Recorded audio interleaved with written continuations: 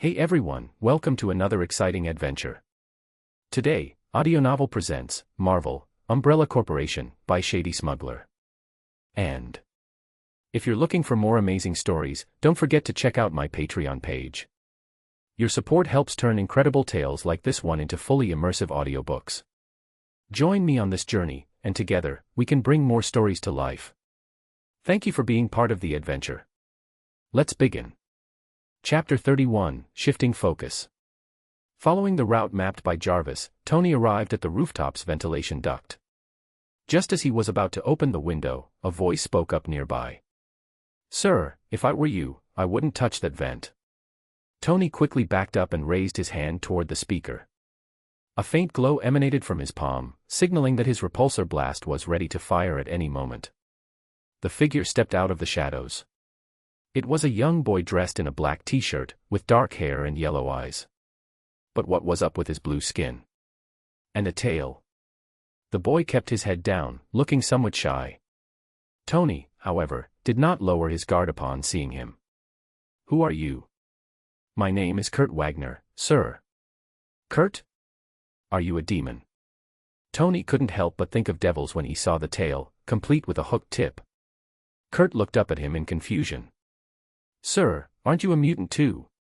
Because Tony hadn't publicly declared, "I am Iron Man," at this point, he wasn't as famous yet. Kurt had mistaken Tony's suit for some kind of mutant transformation. "Me? A mutant? What makes you think that?" As Tony looked at him, he realized why Kurt was confused. "This is my armor. It's high-tech." "Blue Devil, do you know what technology is?" Hearing this, Kurt stepped back slightly, lowering his head again. "I see. I'm very sorry, sir. By the way, my nickname is Nightcrawler, not Blue Devil." "Nightcrawler, huh?" "I'm Tony Stark." Tony waited for a reaction, shock, surprise, or even admiration. But after a moment, Kurt merely nodded and fell silent. All right, this kid definitely had no idea who Tony was.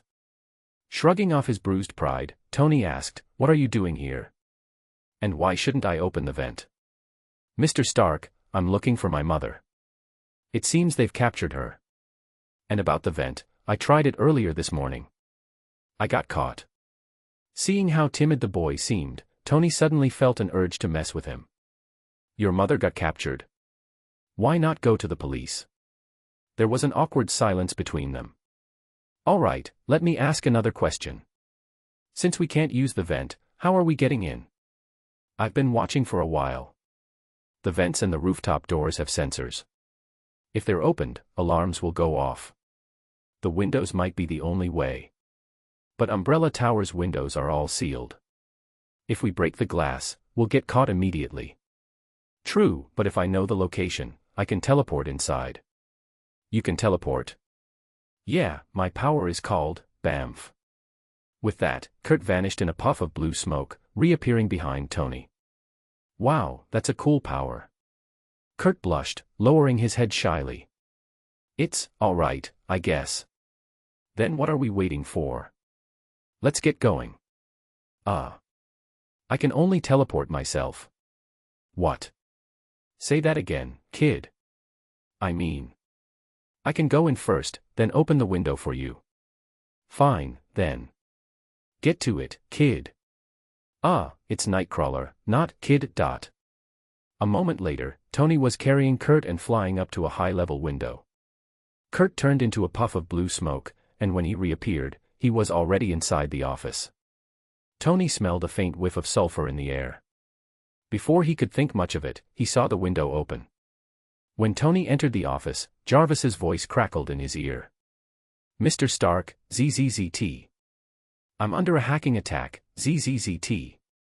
I will not be able to assist you further. Jarvis. Jarvis." After calling out twice without a response, Tony grew anxious. Kurt, meanwhile, quietly slipped toward the door. "Mr. Stark, I need to find my mother. Perhaps we'll meet again." With that, he vanished out the door. Tony could only set aside his concerns for now and turn his attention to his surroundings. The office was fairly standard, filled with desks, computers, and the usual equipment. I need to get to the CEO's office, or maybe the chairman's, he thought. As he stepped out of the office, Tony was taken aback. The Umbrella Tower was even bigger than Stark Tower, and he had no idea where to go. If Jarvis were still online, he could have scanned the area for anything of importance. Now, Tony had to figure it out on his own. After some thought, he reasoned that the higher the position, the higher the floor. So, he began making his way upstairs. A few moments later, he reached the top floor, where he saw a secretary's desk and the chairman's office. Entering the office, Tony immediately moved to the computer and plugged in a flash drive. He began scanning through the files, searching for something useful. Before long, a certain report caught his eye. Umbrella's Japan branch is secretly researching insect-human enhancement projects and illegally selling products to the Middle East. The report included some blurry images of insect-like creatures and vague evidence.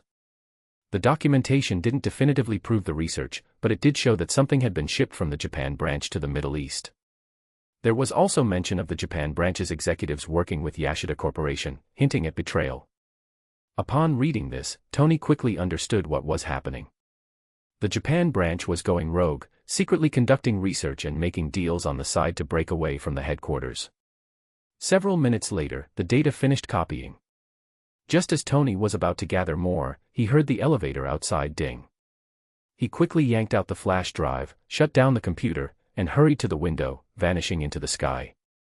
Moments later, the office door opened, and Luna stepped inside. "Looks like he's gone," she muttered, shaking her head as she shut the window and sent a message to her boss. "Boss, he's gone." Meanwhile, in the underground lab, Adam looked at Mystique, who was strapped to the operating table. His mind was racing with thoughts of the Sentinel program. If he remembered correctly, the Sentinels from X-Men, Days of Future Past, were developed using Mystique's genes. Now that he had Mystique, and Tony's Mark I armor, all he needed was a compact energy source to begin researching Sentinels. Ding! His phone buzzed. Opening it, he saw a message from Luna. It seemed the plan had gone smoothly. Tony had indeed come to Umbrella. James, Tony's close friend, was living up to his reputation. Just a hint of information, and he leaked it to Tony, completely disregarding that it was classified military intelligence. Chapter 32, the X-Men storyline begins. ZZZZZ. The sound of electromagnetic doors rotating open echoed through the room.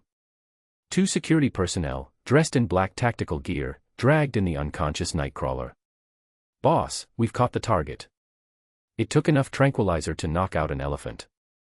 "Good. Lock him up in the special cage, we'll study him later." Adam wasn't too interested in Nightcrawler's teleportation ability. He knew it was rooted in the realm of magic, achieved by moving through an alternate dimension.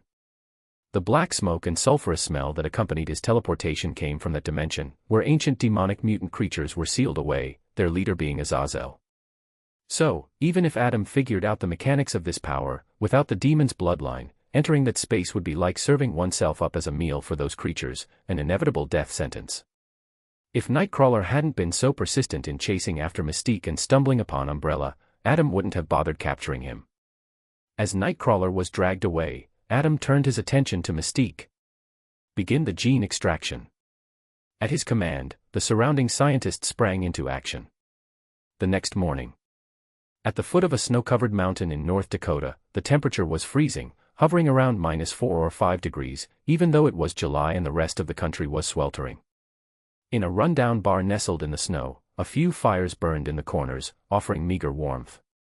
Logan sat in his corner, sipping whiskey and smoking a cigar, contemplating where to begin his search for his lost memories. Suddenly, he felt eyes on him. He turned and saw a young girl, about 17 or 18, staring at him. She was cloaked in black and had a hood pulled low, but from her fair complexion, Logan could tell she wasn't a regular around here. He turned back to his drink, uninterested. The old television in the bar flickered on with the news. Ellis Island, once the gateway for immigrants entering the United States, will become the focus of international attention once again. In 6 days, the United Nations Summit will be held here, with an unprecedented gathering of over 200 world leaders. They will discuss economic issues, arms agreements, and the global impact of mutants. Many U.S. senators believe the primary focus should be reaching an international consensus on mutant regulation. Before Logan could absorb the news, a burly man approached him from behind. "Hey, I think that prize money should belong to me." Logan recognized the man, his opponent from the underground cage fights. Without his memories, and with no other means of making a living, Logan had been surviving by fighting for cash. But now, the guy was demanding his prize money. "Normal folks don't get beaten like that without a scratch," the man sneered. His meaning was clear. He suspected Logan was a mutant and intended to blackmail him with that secret. Logan, feeling bored, turned away and ignored him. He didn't care anymore about his identity, being a mutant, or anything else. He couldn't even remember who he was. Seeing Logan's disinterest, the man leaned closer, his voice dropping to a threatening whisper. "I know what you are. Pay up, or I'll expose your secret." Logan's patience snapped. "Keep pushing, and losing that money will be the least of your worries." Before the man could respond, he whipped out a knife and lunged at Logan. From across the room, the girl cried out, "Watch out." Logan turned swiftly, pinning the man against the wall with one hand while unsheathing 3 metal claws from the other. The bar fell silent as all eyes turned to the scene. The bar's owner emerged from behind the counter, holding a shotgun that he aimed directly at Logan's head. "Freak! Get out of my bar." The hostility towards mutants was evident in the man's words. Logan's survival instincts kicked in, his anger rising like a tidal wave. He spun around and slashed the shotgun in half with his claws, the broken barrel falling to the floor with a clatter. For a moment, Logan's eyes gleamed red with murderous intent, but slowly, he reined in his rage. He sheathed his claws, grabbed his backpack, and headed for the door. The girl, who had been watching the whole encounter, hesitated for a moment before following him outside. Logan stepped into the freezing cold, his breath fogging in the air. Even with his enhanced healing and tough physique, the biting chill made him shiver. He hurried over to his RV, got inside, and cranked up the engine. As the vehicle rumbled to life, he stared down at his clenched fists, lost in thought. He still couldn't remember who he was. The only things he knew for certain were that his fists could sprout claws and that his body healed faster than any normal human's. Minutes later, he drove off into the snowy wilderness, the fading daylight signaling that night was approaching. The landscape around him was a bleak expanse of snow-covered trees and frozen ground. At some point during his journey, nature called, and Logan pulled the RV over to the side of the road. He climbed into the back of the vehicle, only to hear some rustling coming from the trailer behind him. Pulling back the tarp, he discovered the girl from the bar, huddled in the corner. "What are you doing here?" Logan demanded. The girl, looking sheepish, stood up and apologized. "Sorry, I was hoping to hitch a ride. I thought maybe you'd help me." "Get lost," Logan grunted. He wasn't interested in forming any kind of bond, not with anyone, not after losing his memories. "Where am I supposed to go?" the girl asked, climbing out of the trailer. Since discovering her ability to absorb energy from others, she'd been treated like a monster by her family and classmates. She'd been wandering aimlessly ever since. Finding another freak like herself, she thought she might have a chance at some companionship, but it seemed she was wrong. "You don't know, or you don't care." Logan snapped as she got out. She gave a sad look as she adjusted her backpack. "I saved you, you know." "No, you didn't," Logan retorted. With his skills and healing factor, there had never been any real danger for him. He hopped back into the RV and started driving away. But after a few meters, Logan stopped again, glancing in the rearview mirror. The sight of the girl, standing there with nowhere to go, stirred something within him. His heart, hardened by the years of lost memories and pain, softened just a little. Seeing the vehicle come to a stop, the girl's face lit up with hope. She grabbed her bag and quickly ran after him. Chapter 33, Outside the Plot. A camper van was driving along a snow-covered, deserted road. After a while, the girl touched her stomach. "Do you have anything to eat?" Logan didn't answer. He simply pulled a loaf of bread from the storage cabinet beside him. Seeing the bread, the girl quickly took off her gloves and began devouring it without hesitation. She wore a blissful expression, as though she hadn't eaten in a long time. This instantly stirred a sense of pity in Logan as he drove. How long had this girl gone without food? After a moment, the girl removed her hat, revealing a delicate face. "My name's Rogue." Clearly, Rogue wanted to strike up a conversation with Logan. But Logan merely took a puff from his cigar and remained silent. The talkative Rogue noticed the dog tag hanging around Logan's neck. The tag read, "Wolverine." "Were you in the military?" Logan remained quiet, so Rogue continued, "Doesn't that tag mean you were a soldier?" Logan, the reclusive type, tucked the tag back under his shirt, still saying nothing. Logan was starting to get irritated by Rogue's chatter, but she kept talking. After a while, Logan realized she wasn't so annoying, and he began to talk with her. They exchanged names, and Logan learned that Rogue's real name was Anna Marie. Just as the two were getting along, a large tree suddenly fell in front of them. Bang. Distracted by the conversation, Logan didn't have time to react. He was thrown through the shattered windshield, rolling nearly 10 meters across the snow. Rogue, who was wearing her seatbelt, remained in the car but was still dazed from the impact. After a moment, Rogue gathered her senses and looked around. She saw the windshield shattered and Logan lying on the ground ahead, unconscious. Panicked, she struggled to release her seatbelt so she could check on Logan. But despite her efforts, the belt was jammed, and her strength couldn't free it. Meanwhile, Logan began to stir. The massive wound on his forehead started to close rapidly. Within seconds, the injury had fully healed. This was Logan's superpower, his healing factor. Rogue was stunned by what she saw. She had assumed Logan's powers were limited to his metal claws but never expected his ability to heal so quickly. "Are you all right?" Logan asked. Rogue snapped out of her daze. "I'm stuck." At that moment, Rogue noticed the smell of gasoline. She realized the camper van had caught fire. Logan was about to rush over to help Rogue when he noticed something odd about the fallen tree. It hadn't fallen naturally, it had been forcibly pushed down. Sensing danger, Logan extended his claws and became alert, his keen senses scanning the surroundings. Hiding in the nearby bushes, Sabretooth realized his ambush had been discovered. He had hoped to catch Logan off guard when he opened the door, but now that Logan was onto him, the element of surprise was gone. Sabretooth saw Logan turn toward him, recognizing that his cover had been blown. With a roar, he lunged out of the bushes. Roar. Boom. Logan was sent flying, slamming into a tree with a diameter of over 50 centimeters, snapping it in half. Sabretooth picked up the broken tree trunk and, before Logan could recover, swung it down at him with immense force. Bang. The impact sent Logan flying again, this time landing on the hood of the camper van. The force of the blow knocked Logan unconscious, and his claws retracted. Inside the van, Rogue was frantic. Seeing Logan unconscious and the fire spreading, she tugged desperately at her seatbelt, but it was still jammed tight. As Sabretooth drew closer, panic welled up inside her, tears streaming down her face. Just then, a sudden snowstorm swept through, forcing Sabretooth back. Two figures, clad in leather outfits, appeared from behind Sabretooth. It was Scott, with his red-tinted visor, and Aurora, her silver hair gleaming against the snow. Aurora's eyes glowed white as a small vortex of wind swirled around her. This was her power, to control the weather. As Sabretooth struggled against the storm, Scott raised his hand to his visor and activated the mechanism. Zap. A red beam of energy shot out from Scott's visor, his signature power, a concussive blast from his eyes. Sensing the danger, Sabretooth leapt to the side, narrowly avoiding the blast. Bang. Bang. Suddenly, the sound of low, powerful gunshots echoed through the area.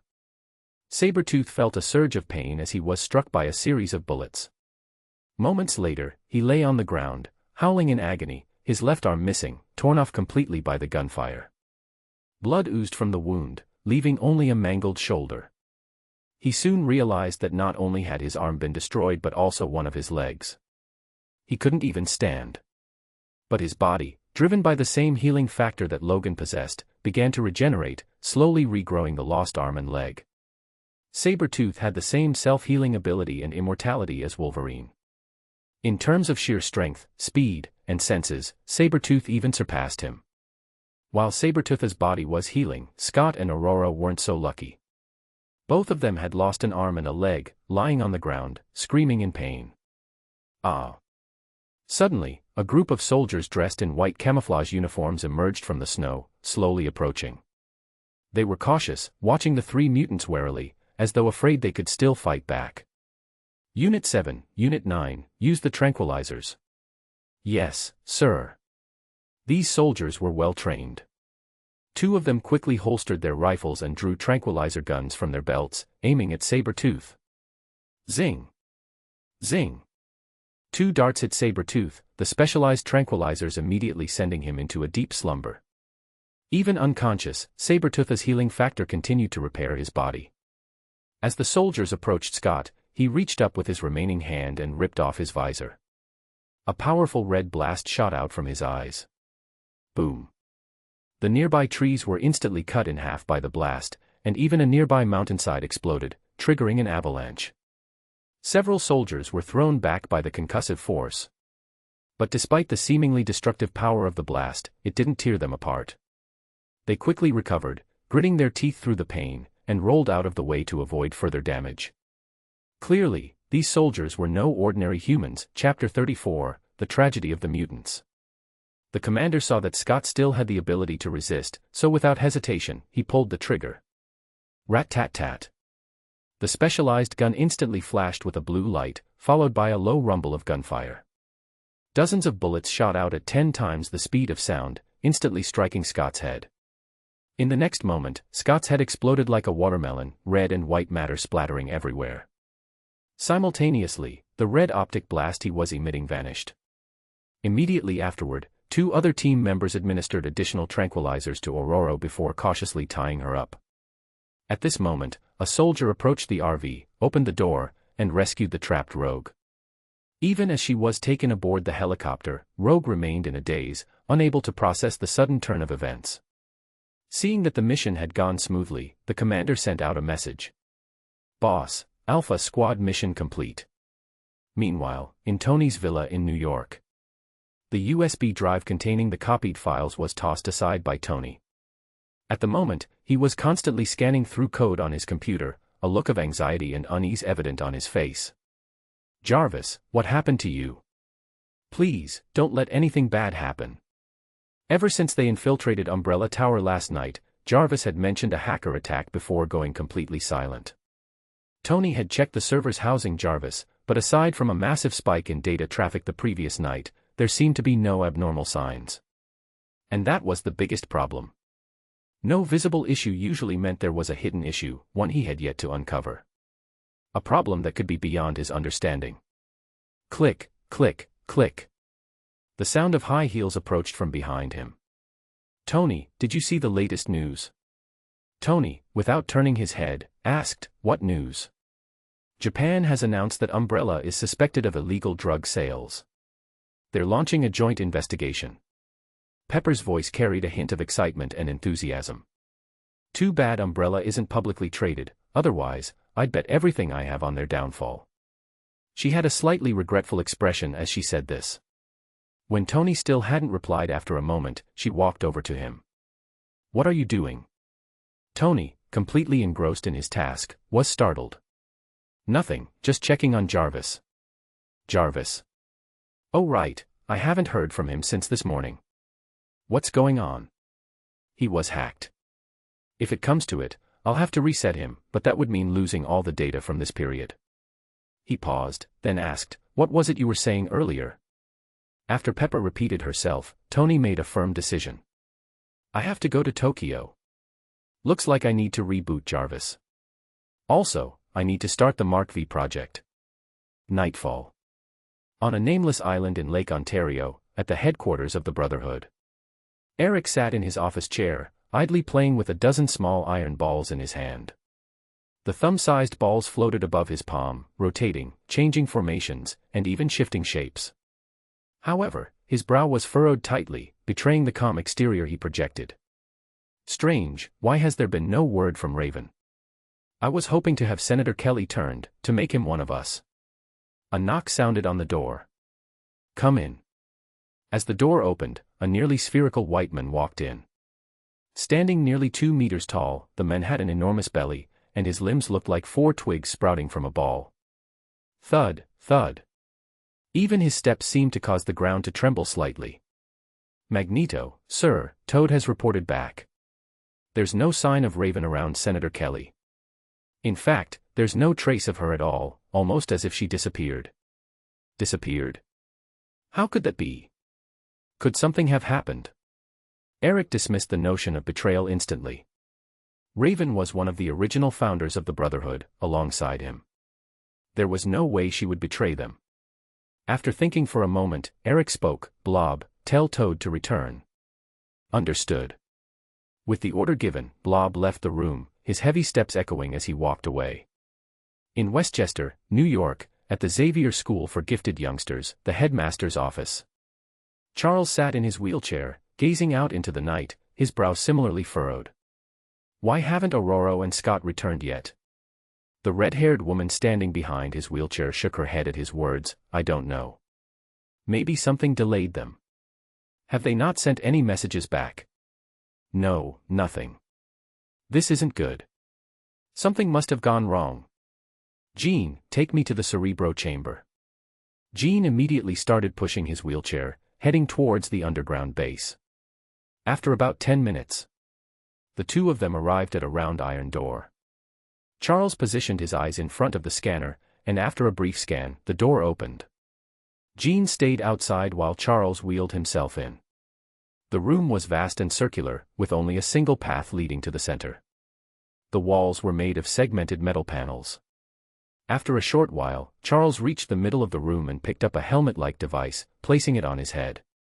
As the telepathic amplifier activated, his mental powers were instantly magnified hundreds, if not thousands of times.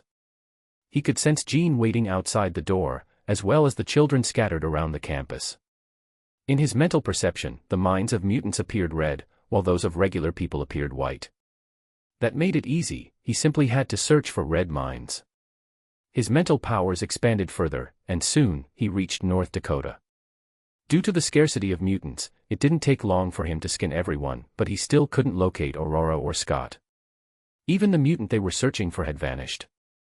Can't find them. What's going on? Could something have happened? Charles shifted his focus to the entire United States.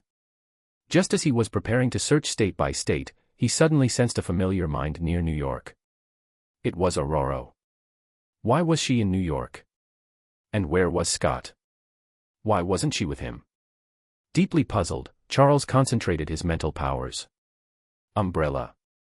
An underground base. What are those black auras? What in the world are they? Why do they seem filled with destruction and chaos? As Charles tried to delve deeper into his search, a pair of eyes suddenly appeared before him. The eyes emitted an eerie blue glow, and they grew larger, soon taking over his entire vision. Ah! A sharp pain surged through his mind, and he quickly ripped off the helmet, snapping out of the telepathic state. But the pain lingered, and it wasn't long before Charles lost consciousness entirely. Chapter 35, The Summit. While waiting outside the search room, Jean suddenly heard Charles's anguished scream. She immediately opened the door and found Charles slumped in his wheelchair. Professor. What happened to you? In a panic, Jean rushed to the wheelchair and, seeing that Charles was unresponsive, quickly wheeled him to the medical bay. After a thorough examination, she discovered that Charles's body was perfectly fine. This indicated that the issue was psychological. However, when it came to matters of the mind, Jean was at a loss. With humanity's current level of technology, there were no medicines to heal psychological wounds, just as there were none for treating comatose patients. Professor, what on earth did you encounter to be injured so severely? Among mutants, there was a rough classification of power levels. Level 1, Epsilon. Level 2, Delta. Level 3, Gamma. Level 4, Beta. Level 5, Alpha. And then the highest level, Omega, which represented unlimited potential. Charles was classified as an alpha-level powerhouse. For someone as powerful as Charles to be injured this badly, Jean couldn't imagine what he had faced. And where are Scott and Aurora? In New York, in the underground base of the Umbrella Corporation. Adam withdrew his psychic powers and turned to look at the three individuals in the laboratory, Sabretooth, Wolverine, and Rogue. At this point, Sabretooth's arm and leg had already regrown. To research the Blacklight Virus, both regenerative and absorptive X genes were required, and the three before him fit the criteria perfectly. Is anyone there? Where is this? Why did you capture me? Rogue was gradually waking up from the effects of the anesthesia. Looking at the surroundings, fear filled her heart. The walls around her were white, and she saw Logan and the men who had attacked her lying on either side, both bound by heavy iron shackles. But she soon realized that she wasn't restrained. This puzzled her. Buzz. At that moment, the door opened, and a group of people in white hazmat suits entered. Who are you? They ignored Rogue and began drawing blood from Wolverine and Sabretooth. Just then, Logan suddenly opened his eyes, tensing his entire body, trying to grab someone to use as a hostage. However, after a series of metallic clangs, he found that no matter how hard he tried, the shackles on his limbs wouldn't budge. The researchers merely glanced at Wolverine before calmly continuing to draw his blood. Not only did they take blood samples, but they also clipped some of his hair and collected various tissue samples. Meanwhile, two men approached Rogue. Hold out your hand. Seeing these people fully covered and noticing the guards at the door armed with guns, Rogue obediently extended her hand. After they had drawn her blood, clipped some of her hair and nails, they moved on. Compared to Wolverine and Sabretooth, who were tightly bound, Rogue was treated somewhat better. The reason was simple: Rogue posed no threat.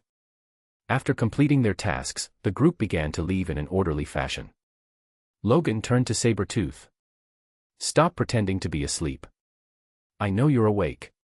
Sabretooth opened his eyes in response. Roar. But he only growled twice and said nothing more. In fact, he had regained consciousness much earlier, even before Logan. But after testing the strength of the shackles, he had given up. We're in a tough spot, we need to work together. Roar. Can't you talk? Roar. Realizing that Sabretooth really couldn't speak, Logan was speechless. The only one who still had some fighting ability couldn't even communicate. Rogue approached Logan, trying to undo his shackles. But after several attempts, she had no choice but to give up. A while later, the door to the lab opened again. This time, a beautiful woman with long black hair entered. Hello, my name is Philia. Philia looked at the three of them, her eyes filled with curiosity and intrigue. Could the key to the Blacklight Virus that her boss was so obsessed with really lie within these individuals? Where are we? Why did you capture us? Rogue was the one who asked, while Logan remained on guard, watching Philia. In response, Philia merely adjusted her glasses. This is the Umbrella research base. The reason we captured you is, of course, to study your X genes. But don't worry, our research won't endanger your lives, provided you cooperate. And if you do, we might even help you solve some of your problems. For example, helping you gain control over your powers. And for you too, we might help recover your lost memories. 5 nights later. In the suburbs of Westchester, New York, at Xavier's School for Gifted Youngsters.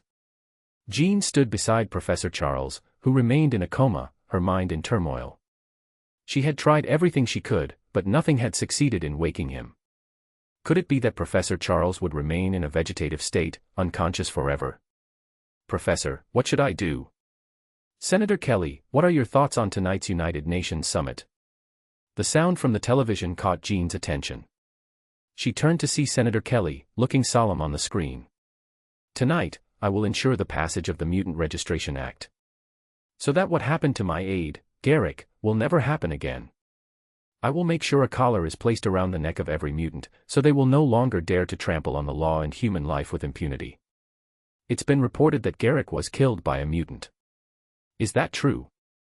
Yes, I have all the videos and evidence. A mutant known as Mystique murdered my aide to impersonate him and assassinate me. Fortunately, someone saw through her ruse, thwarting her plan. But Mr. Garrick has left us forever. At this point, Senator Kelly's eyes reddened, and he appeared genuinely grief-stricken. I'm very sorry to have brought up your pain, Senator Kelly. Now, let's take a look at the situation at the Global Summit. As the screen changed, it showed the leaders of various nations entering the summit, along with distant fireworks.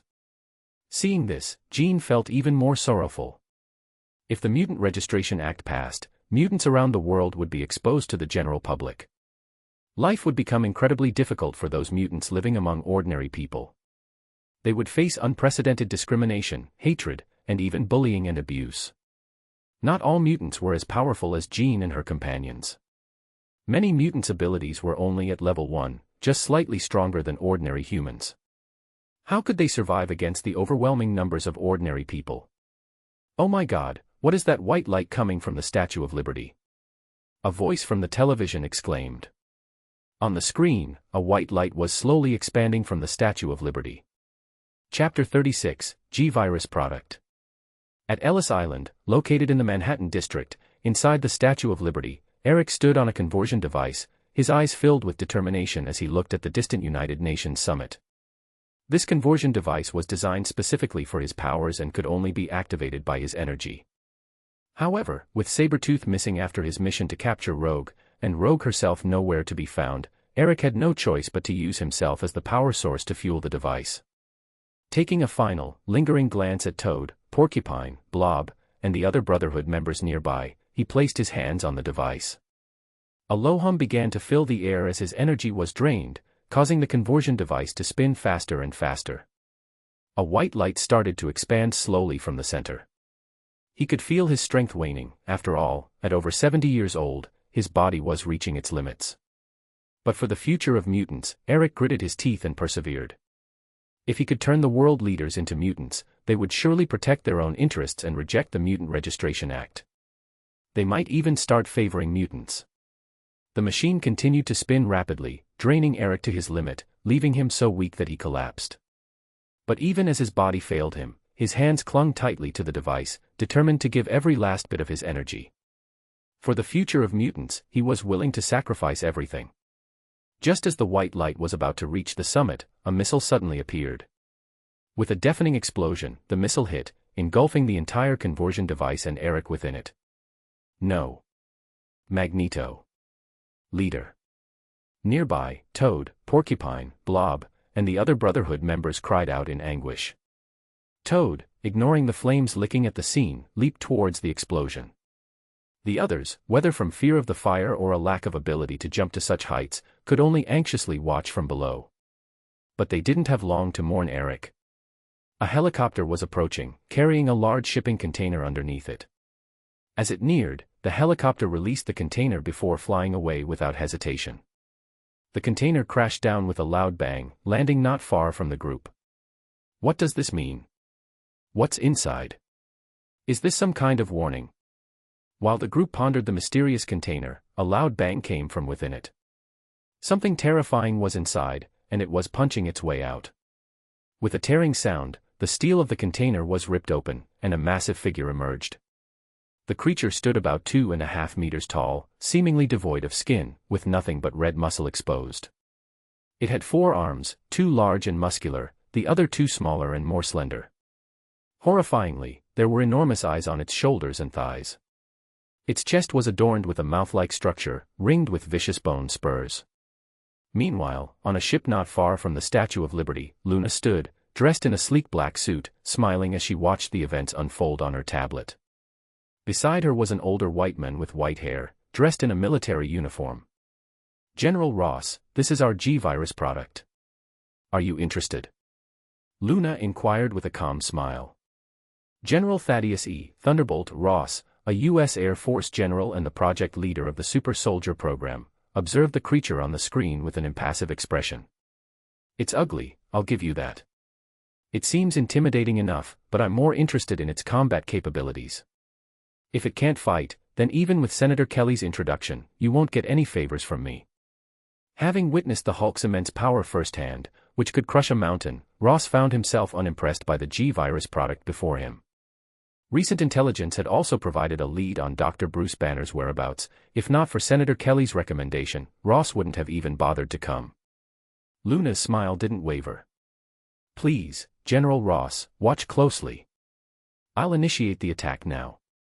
She made a few quick adjustments on her tablet. Back at the base of the Statue of Liberty, the G-Virus monster suddenly seemed to unlock its aggression, immediately charging at the nearest mutant. With a terrifying roar, it slashed through the chest of a mutant. But just as quickly, the mutant turned into a cloud of dust and reappeared several meters away, his body reforming. "That scared me to death," the mutant muttered, patting his chest in relief. But as he looked around, he realized that not everyone was as lucky as he was. Screams of terror filled the air. Mutants cried out for help, some trying to flee, others desperately trying to fight back. Not every mutant had an ability like his that allowed him to turn into dust and avoid physical harm. The ground was soon littered with bodies, blood, and severed limbs. In a matter of moments, only Toad, Porcupine, and Blob were left standing. The dust-form mutant wanted to rush over to help, but he suddenly felt a claw tear through his chest. He looked down in shock, realizing the monster had somehow appeared behind him. He never had the chance to use his ability again before his life slipped away. The G-Virus monster roared in triumph, having shredded the mutant in its claws, and turned its attention to the 3 remaining Brotherhood members. Porcupine took a few cautious steps back but quickly regained his confidence and stepped forward. He was a Gamma-level mutant, his body capable of growing sharp spikes and boasting strength and speed far beyond that of an ordinary human. This creature might look terrifying, but he was confident he could defeat it. "Let's take it down together," he shouted. Blob nodded resolutely, stepping forward with determination. "All right, let's show the world the resolve of the Brotherhood." Before they could strategize further, the monster lunged at them. Blob used his immense strength to block the monster's charge, but it was clear his body was thinning as he struggled to hold his ground. Blob's ability allowed him to store excess energy as fat, which he could then burn as needed. However, the G-Virus monster's power was overwhelming. Porcupine quickly grew spikes from his hands, each about 30 centimeters long, and lunged at the creature. His spikes punctured the monster's flesh but only managed to pierce the skin. The creature's thick muscles stopped them from going any deeper. In response, the G-Virus monster used its smaller lower arms to stab into Blob's body, while its upper arms swatted Porcupine away like a rag doll. Chapter 37, The End of the Brotherhood. As he looked down at the bloody hole in his chest, Blob felt a wave of intense pain. He was dying. While his energy reserves could accelerate the healing process to a certain extent, they weren't a substitute for true healing powers. Against such a fatal wound, they had little effect. But he couldn't fall just yet. Toad was still up there searching for Magneto. If he went down, even if Toad found Magneto, he would surely come under attack. Thinking of this, Blob disregarded the pain and let out a furious roar. Ah! With all his might, he managed to push the G-Virus monster back, leaving 2 deep grooves in the ground. But the next second, the bone spikes on the G-Virus monster's chest suddenly opened wide like a bloodthirsty maw and clamped down on Blob's chest. Rip! A large chunk of flesh was torn away. The intense pain and the weightless sensation from blood loss caused Blob's consciousness to blur. Yet his determination to hold back the G-Virus monster kept him clutching it tightly, refusing to let go. Meanwhile, after getting back up, Porcupine was becoming frantic. "Blob. Are you okay? Hang in there." He kept shouting as he attacked with his spikes, but his strikes could not penetrate the monster's defenses. At this point, a hint of fear began to creep into his heart. The monster before him was so terrifying that even if it stood still and allowed him to attack, he couldn't kill it. It was beyond terrifying. However, because he wasn't certain if Magneto was dead, he didn't dare to run away. After all, compared to an alpha-level mutant, the monster before him was still somewhat understandable. While Blob continued to hold on with all his might, Toad on the Statue of Liberty suddenly let out a cry of joy. Magneto is still alive. Soon, Toad was seen carrying Eric and jumping down from the Statue of Liberty. However, Eric's condition was far from good. His clothes were tattered, revealing several burnt areas and numerous wounds. If he hadn't used his powers at the last moment to control metal and shield himself, he would likely have been torn to pieces. But even so, he was now barely clinging to life, almost like a broken shell of a man. Seeing the carnage around him, Eric felt a deep sorrow. These mutants were his followers, whom he had painstakingly gathered over the years. He hadn't expected that in such a short time, they would all perish here. But facing the G-Virus monster, he was powerless. When Blob saw that Magneto was still alive, a glimmer of hope lit up in his heart. "All of you, run!" Before anyone could react, the G-Virus monster roared and stopped retreating. Roar! Blob had become extremely thin by now. Then, with a sudden forceful pull, the G-Virus monster ripped Blob in half with a loud tear. Seeing this, Hedgehog immediately ran to Eric's side. "Boss, we need to get out of here. Run. Can we even escape?" Eric glanced around as he spoke. Unbeknownst to them, Ellis Island had already been surrounded by a large number of soldiers. It was clear they were completely surrounded. Roar. After roaring twice, the G-Virus monster did not continue attacking but remained where it was. General Ross then disembarked from a ship, followed closely by Luna, who was holding a control panel. "Shackle them all," Ross ordered. Immediately, several soldiers stepped forward, pulling out X-gene inhibitors and handcuffs as they approached Magneto and the others. Naturally, Magneto and the others had no intention of resisting. They were led away, faces ashen with despair. Seeing the situation come to a perfect resolution, General Ross finally allowed a smile to appear on his face. Then he turned to look at the G-Virus monster not far away. "Your G-Virus creations are quite impressive. I'll take 100 of them at $1 million each." Luna's smile froze for a moment upon hearing this. "Ha. General Ross, you're quite the joker. At $1 million, I wouldn't even cover the cost. Our company sells G-Virus serums for 10 million a dose, let alone the finished products." Before she could finish, General Ross raised a hand to interrupt. $2 million each, off the books, sold directly to me. Hearing this, Luna's expression remained unchanged, but her mind began to calculate. In reality, the G-Virus's production cost wasn't much, just a few dollars, really. The only somewhat expensive aspect might be the nutrient solution injected into the test subjects. But even then, the total cost would only amount to about $1,000. In fact, most of the profits from the products they sold for $10 million usually ended up as kickbacks. That's just the way things were in America. For instance, the wife of a certain commander might be employed by Umbrella, and whenever a transaction was completed, the company would conveniently have a crucial computer breakdown. That computer would then be miraculously repaired by this commander's wife. To thank her for saving such important company data, the company would reward her with a few $100,000. All above board, with taxes paid, perfectly legal and compliant, if somewhat illogical. You think the US government doesn't know about this? No, they not only know, but the media also hypes it up, showing how democratic the US is and how well they treat the working class. They encourage everyone to come to America. And so, many people, unaware of the truth, flock to America, believing the air there was sweet and fragrant. General Ross, our Umbrella branch in Japan, has run into some trouble lately. Hearing this, General Ross waved his hand. "Don't worry.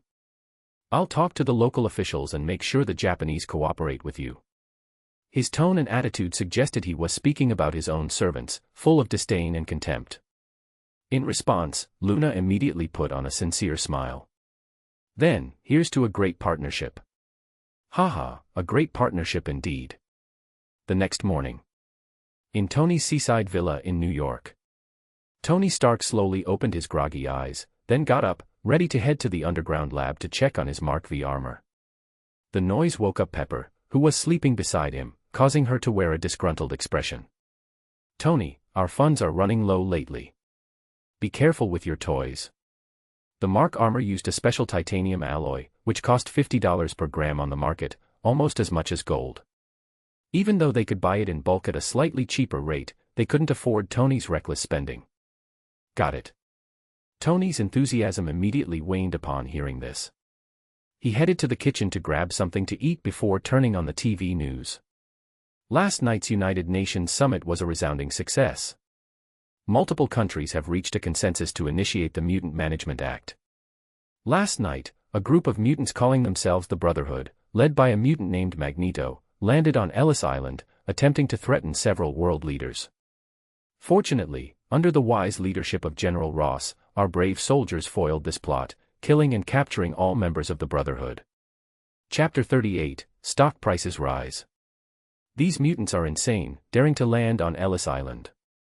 Tony shook his head, took a bite of a cookie, and then sipped some milk. After a while, once he was full, he began making his way to the underground lab. There, on the workbench, lay a sleek and lightweight suit of armor, the Mark V. Since Tony had decided to travel to Japan to seek out clues, his usual bulky armors were not suitable to bring along. Thus, he created the latest version, the Mark V, a suit that could transform into a suitcase for easy transport.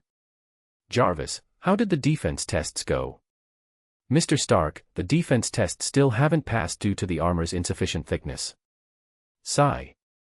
Ever since his encounter with the insectoid creatures, Tony had developed an anxiety about his armor's durability. But the Mark V was designed for mobility, naturally compromising on armor thickness. However, recalling Pepper's earlier words, he abandoned the idea of further improvements. Funds were tight, he was in no position to invest more. All right, this will have to do. Let's test its capabilities. He walked over to the workbench, took the Mark V, placed it on his feet, and pulled up the two handles. With a series of clinks and clatters, the Mark V slowly unfolded, starting from his feet, and gradually covering his entire body. After about 10 seconds, Iron Man appeared. However, compared to his usual gold and red armor, the Mark V was red and white, appearing thinner and less ostentatious. Not bad. Looks like I'm ready to go. Jarvis, book me an international flight, never mind, that will take over a week. Just get me a ticket to Japan. Very well. The earliest tickets are for a flight departing tonight with a layover in Los Angeles or a direct flight departing tomorrow morning. Which one would you prefer, Mr. Stark? Tomorrow morning. He disliked layovers, as they meant wasting an extra couple of hours at the airport. After some time had passed, just as Tony was packing up the Mark V, the lab door opened. Tony, there's big news. Come see the broadcast. Seeing Pepper's serious expression, Tony quickly followed her to the living room. Stark Industries' arc reactor new energy source has passed all tests and received official approval. It will be officially launched in a week, reducing electricity costs across New York by 0.3 cents. Umbrella Corporation announces a partnership with Stark Industries to promote arc reactor new energy nationwide, signaling Umbrella's entry into the new energy sector. Stark Industries has reached a new weapons deal with the military valued at over $1 billion. Following these positive announcements, Stark Industries' stock price has surged from $50 this morning to $80, and it's still climbing. Watching the news, Pepper frowned slightly. How could he collaborate with Umbrella? Doesn't he know what kind of company that is? Pepper. What's wrong? Isn't this good news? It is, but I've looked into Umbrella. In their early days, they were involved in quite a few shady deals. And I have a feeling things aren't that simple, there must be some sort of conspiracy behind this. I think Obadiah is just out of options. If Stark Industries' stock price didn't rise soon, he'd probably be torn apart by the shareholders. That's true. He needs to stir things up. Pepper nodded, but her furrowed brow didn't relax. By the way, Obadiah sent us an invitation to a party tonight, celebrating the stock surge. Are we going? Why not? We need to warn him to be cautious of Umbrella. He can't risk a takeover. Agreed. Both understood that as long as Stark Industries was under Obadiah's management, it would remain Stark Industries. But if Umbrella swallowed it up, it would become Umbrella Industries. Meanwhile, on the top floor of the Umbrella building in New York, Adam sat in his executive chair, listening to Phelia's report. Boss, we've successfully combined the self-healing gene with the Progenitor Virus, creating a new strain. However, we're facing challenges with the energy-absorbing phagocytic gene. These genes absorb any external energy, and when the Progenitor Virus encounters them, it's immediately consumed, making fusion impossible. Have you tried reducing the activity of the phagocytic genes? We have. Initially, when the phagocytic genes and the Progenitor Virus come into contact, nothing happens. But once the phagocytic genes regain their activity, they still consume the Progenitor Virus. Then cut open the cell membrane, identify the genes responsible for the phagocytic factors, and try combining them with the Progenitor Virus. Understood. With a new direction, Phelia nodded and quickly left the office. Outside, Luna saw Phelia leave and gave a slight smile before entering the office herself. Boss, this is the order from General Ross. Adam took the document and glanced over it. The price is quite low. General Ross is purchasing directly, bypassing the procurement department. He also promised to get the Japanese authorities to cooperate with us. Good, not bad. Although the G virus was being sold cheaply, getting a connection like General Ross couldn't be measured in terms of money. A word from him could sometimes yield significant benefits for Umbrella. Just as Adam set down the documents, Luna came over, bending down to reveal a generous view. "Boss, Obadiah has invited you to a party tonight to celebrate Stark Industries' rising stock price." Due to the increasingly warm weather, Luna was not wearing her usual formal suit today but a low-cut tank top that exposed her midriff. A faint fragrance filled the air as Adam's lips curled into a slight smile. "It's time to meet this big spender." He glanced at the stock prices on the computer screen. They had already risen to $90. Not bad. In a little while, it would be time to reap the rewards. In truth, he never intended to take complete control of Stark Industries. Without Tony, Stark Industries was just another ordinary arms company, not much different from Hammer Industries. To put it bluntly, the weapons Stark Industries could produce, Umbrella could also manufacture. The only difference was the lack of the corresponding industrial infrastructure, which made production costs higher. From the beginning, his plan was to make a quick profit and then exit. On the other hand, the space company capable of launching satellites was his real target. Once he had his own satellite in orbit, many plans and projects could be more freely executed. But even though the space company's rockets had frequently failed in recent years, its market value remained high. To finance an acquisition, he needed to bleed Stark Industries first. At this moment, Luna sat down on Adam's lap, wrapping her arms around his neck. "By the way, Oscorp recently released a new product that rapidly heals wounds. It's starting to cut into our market." "Oscorp, huh? After I'm done dealing with the Yashida Corporation in Japan, I'll handle them." Chapter 39, Charles' Visit. Night falls in New York City, its lights blazing brightly. Under the glow of skyscrapers and the headlights of countless cars, the city looks magnificent. Of course, if you look closely, it loses some of its charm. In the dark alleys, the homeless are everywhere, and with the smell of urine and feces hanging in the air, you're quickly reminded that this is a place best admired from a distance. But it's different in Manhattan's wealthy districts. Here, everything is clean, tidy, and orderly, there's not even a single homeless person in sight. At this moment, in Obadiah's mansion, the place is brightly lit, and luxury cars, tycoons, and celebrities make frequent appearances. Although it's a private party, the recent surge in stock prices has drawn many reporters outside the villa, eager to get the latest scoop. With the screech of brakes, Tony steps out of a luxury car, holding Pepper's hand. Seeing Tony and Pepper arrive, the surrounding reporters rush over to take photos. "Mr. Stark, what do you think about the recent surge in Stark Industries' stock price?" "Miss Pepper, we heard you were kicked out of Stark Industries due to performance issues. Do you have anything to say about that?"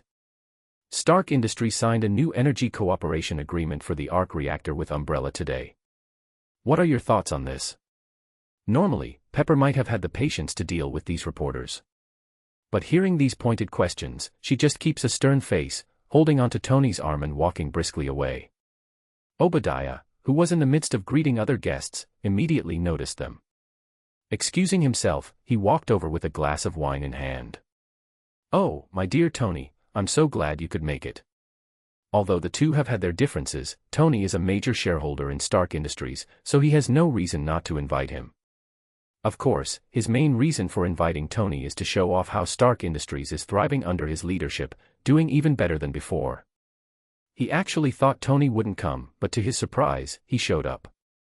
Looking at the men he once respected the most, Tony felt a mix of complicated emotions. "Uncle Stain, please allow me to call you that one last time. For the sake of Stark Industries, please, stop this. The Umbrella Corporation is just using you. They will eventually take over Stark Industries." Hearing this, Obadiah smiled faintly and took a sip from his glass. "Of course, I know that, but I also have my own contingency plans. Tony, just relax and enjoy being the young master. Stark Industries will have a brighter future under my leadership." After saying this, he warmly patted Tony's shoulder, showing no sign of the malice he had harbored just a few weeks ago. That's the American way, after all. Friends in public, backstabbers in private. Just like before, when Tony returned from the Middle East, Obadiah's heart bled, but he still put on the act of a caring uncle. Pepper, who was standing nearby, spoke up in a low voice, "Obadiah, Umbrella is far more dangerous than you think. It's best not to have Stark Industries get involved with them." Obadiah glanced at Pepper and then turned his gaze toward the entrance. A regular sedan had just pulled up, and a handsome Asian man and a blonde woman stepped out. "Of course, I know the risks, but don't underestimate me either." After saying this, he stopped paying attention to Tony and Pepper, and headed toward the newly arrived Adam and Luna. Oh, my, tonight's star is none other than Miss Luna herself. An angel fallen to earth, truly. And this must be Mr. Adam, the chairman of Umbrella, correct? Luna smiled softly, her hand wrapped around Adam's arm. "I'm sure Mr. Obadiah must have charmed many young ladies in his youth with such words. I'm almost unsure of my own identity, haha." Adam smiled slightly as well and extended his right hand. "Hello Mr. Obadiah, I'm Adam." After a brief handshake, they quickly released their grip, walking further inside while chatting casually. However, their conversation didn't cover any substantial topics, just some polite business banter before Obadiah moved on to greet other guests. Not far away, Tony observed Adam, a thoughtful expression on his face. The last time Jarvis was hacked, Tony had suspected it was Umbrella's doing. After all, it was too much of a coincidence that Jarvis was hacked right after entering the Umbrella building. However, due to Jarvis's data rebooting and his lack of evidence on how the hack was executed, he hadn't taken any further action. But now, looking at the owner of Umbrella, he couldn't see anything special about him, apart from his good looks. Moments later, Tony noticed Adam glancing his way, prompting him to quickly avert his gaze. Yet, out of the corner of his eye, he saw Adam and Luna walking towards him. "Mr. Stark, it's an honor to meet you." Hearing this, Tony couldn't just pretend he hadn't heard. "Hello, and you are?" "You can call me Adam, chairman of Umbrella." "Oh, hello, Mr. Adam." After a brief exchange, Tony hurriedly took Pepper by the arm and left. Phew. Once Adam was out of sight, Tony let out a sigh of relief. Strange, why do I feel like I've been caught doing something wrong? Is it because I snuck into his company last time? Standing there, Adam watched Tony hurry away, a slight smile playing on his lips. What an interesting young man. This was their first meeting, after all. The protagonist of Marvel, it seems, has yet to fully come into his own. After a moment, Adam turned to look at Obadiah, who was deep in conversation with some politicians about campaign contributions. He simply smiled at the sight. Early the next morning, even before the sun had fully risen, the sky was already beginning to brighten. After getting up, Tony kissed Pepper, who was still asleep. "Darling, I'm heading to Japan for a few days. Stay safe." Pepper mumbled half asleep before turning over and continuing to sleep. After getting out of bed, Tony felt a slight chill. The weather is starting to cool down. Yes, Mr. Stark. According to the weather forecast, the temperature has dropped 7 degrees recently. It's even colder in Tokyo, so I suggest you pack a few more clothes. Got it. Heading down to the kitchen, he finished his breakfast, grabbed the briefcase for the Mark V armor, and heard the doorbell ring. Ding dong. Strange, who could be visiting at this hour? When he opened the door, he saw an elderly bald man in a wheelchair, with a red-haired woman standing behind him. "Hello, Mr. Stark. My name is Charles Francis Xavier." Chapter 40, Journey to Japan. 10 minutes later. Tony sat on the couch, looking at the bald man in front of him, feeling a bit speechless. "So, you're asking me to join forces with you to take down Umbrella Corporation?" Charles nodded. Yes. He had only woken up yesterday. After waking up, he learned about what had happened from Jean. Eric had been captured, and the Brotherhood was disbanded. This marked the downfall of the radical faction among the mutants. Although he was worried about his friend, he knew that imprisonment might be the best outcome for Eric, so he didn't say much. However, he was determined to rescue Aurora. That's why he had come to New York City early in the morning to find Tony. "Why should I help you?" Though he wasn't fond of Umbrella Corporation, why would he cooperate with a stranger in a wheelchair? "Obadiah managed to oust you from the board and strip you of your rights with the help of Umbrella. I believe Umbrella is our common enemy." "Then you're mistaken." Tony shook his head. "Umbrella helped Obadiah as a business move. Capitalists are always after profits. Even without Umbrella, there would have been another company stepping in.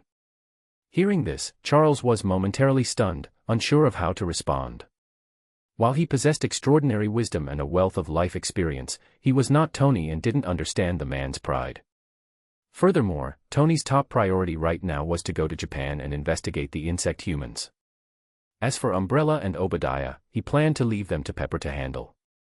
At this moment, Jean, standing behind Charles, suddenly spoke up, "Mr. Stark, don't you want to know what exactly Umbrella is researching?" "No, I don't. Please leave, I have other matters to attend to." Seeing Tony trying to usher them out, Jean grew anxious. Just as she was about to say something else, Charles raised his hand to stop her. "If Mr. Stark isn't interested in helping, then we'll take our leave." At that moment, a sound of footsteps echoed from upstairs. "Tony, do we have guests?" Soon, Pepper appeared from upstairs, wearing a light blue nightgown. Upon seeing Charles, she paused in surprise. "Professor Charles, what brings you here? Did you come to see me?" "Pepper. It's been a long time." After a bit of conversation, Tony learned that Charles had once been Pepper's professor at Columbia University. With this connection, Tony found it hard to continue being rude. However, seeing that time was passing and fearing he'd miss his flight if he delayed any longer, he quickly excused himself and left. Meanwhile, Tokyo. Due to the time difference, it was currently nighttime there. Boom. A sudden flash of lightning illuminated the city, signaling an impending thunderstorm. Pedestrians on the street quickened their pace, rushing home. In a deserted alleyway, a man clutching documents was running. Whoosh! Suddenly, a deep purple tentacle reached out from a nearby alley, grabbing the man and pulling him in. "Nakamura Yuya, where do you think you're going?" Thrown to the ground, Nakamura Yuya winced in pain and looked up to see the tentacle retracting back into the arm of a man. Beside the man stood a balding middle-aged man in his 40s. This sight terrified him. "T. Tanikawa Masanobu, I'm just heading home after work." Tanikawa Masanobu stepped forward, revealing a sinister smile. "Really? Then what's that you're holding?" As he spoke, he snatched the briefcase from Nakamura's hand and opened it. Upon seeing the contents, a cold gleam flashed in his eyes. "These are all confidential Umbrella documents, and you dared to steal them." Realizing he was caught, Nakamura decided to speak his mind. "Tanikawa Masanobu, you dare to experiment on live humans. You'll face divine retribution. You'll die a miserable death. You'll be struck by..." Before he could finish, Tanikawa's left arm transformed into a deep purple tentacle, tightening around his throat. "Without human experiments, how would we gather data? How could we improve our products? Everything I do is for the rise of the great Japan Empire." With a sickening crack, Nakamura's neck snapped, his eyes bulged, and his tongue lolled out, a look of eternal anguish on his face. Boom. A thunderous crack sounded from the sky, followed by a torrential downpour. "Clean this up." With that, Tanikawa's arm returned to normal. He calmly walked out of the alley, letting the rain drench him. At this moment, a subordinate who had been standing guard outside came running over. "Boss, Mr. Yashida Shinjin requests your presence." Tanikawa nodded, wiping the rain off his face. "I'll tidy up and be there shortly." The next morning. At Tokyo International Airport in Oda, Tokyo, a plane slowly landed. Half an hour later, Tony emerged from customs, carrying a metal suitcase. Breathing in the fresh, post-rain air, he felt a wave of refreshment. "Mr. Stark, over here." A well-dressed woman with a ponytail approached quickly. She looked to be in her early 20s, about 5'3". Although she was from Japan, she had fair skin and a cute face. To be honest, if Tony hadn't committed to Pepper, he probably would have tried to get her into his bed. "Welcome, Mr. Stark. I've arranged your car and hotel. Please follow me." Stark Enterprises also had a branch in Japan, so before arriving, Tony had Pepper make all the arrangements. Although he was removed from the board, he still owned shares. "What's your name?" "Ando Miyun, Mr. Stark." "My name is Ando Miyun." In her excitement, Ando Miyun repeated her name twice. "All right, Ms. Ando Miyun, let's go." 2 hours later. Tony experienced what real congestion was like. Even New York at rush hour wasn't half as bad as this. In 2 hours, they had only managed to drive 10 kilometers from the airport, making him feel quite frustrated. Ando Miyun, sensing Tony's impatience, subtly moved closer. "Mr. Stark, that over there is our famous Mount Fuji. Isn't it beautiful?" She then used her not so large, but ample chest to brush against his arm. Tony frowned and pulled his arm away. "Ms. Ando Miyun, I'm here on business and don't have time to see Mount Fuji." Seeing Tony's reaction, Ando Miyun was puzzled. Wasn't he supposed to be a notorious playboy? Why wasn't he showing any interest? Could it be that she wasn't his type? As she pondered her next move, a distant explosion suddenly rang out. Boom. Chapter 41, Unchanging Nature.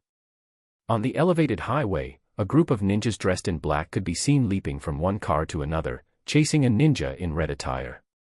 Even though the ninja in red had her face obscured, Tony was sure she was a woman, and she was clearly injured.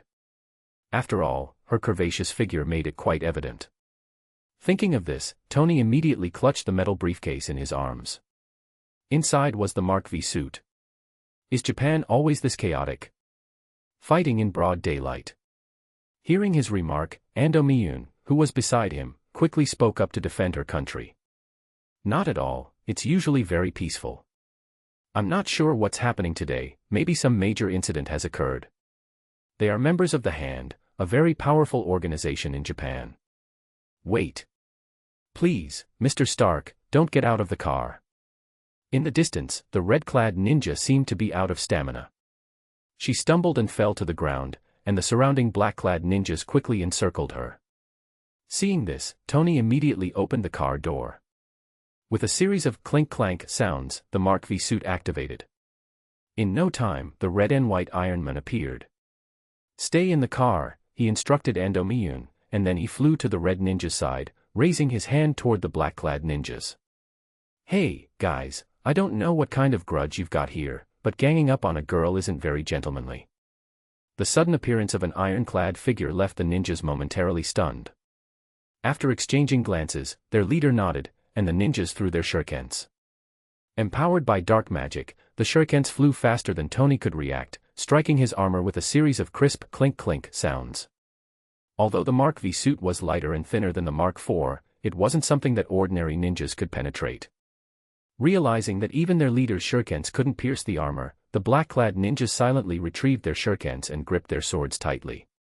The ninja leader stepped forward, glaring fiercely at the red-clad ninja behind Tony, then looked up at Tony. "Who are you? Why are you interfering in the Hand's affairs?" Hearing the ninja's broken English, Tony quickly instructed Jarvis to search for information on the Hand. But as the Hand was a secretive organization in Japan, there wasn't much information available online. Other than knowing it's a ninja group skilled in assassination and intelligence gathering, Jarvis found nothing. With that, Tony quickly pieced together the situation. "A bunch of shady characters, that's all.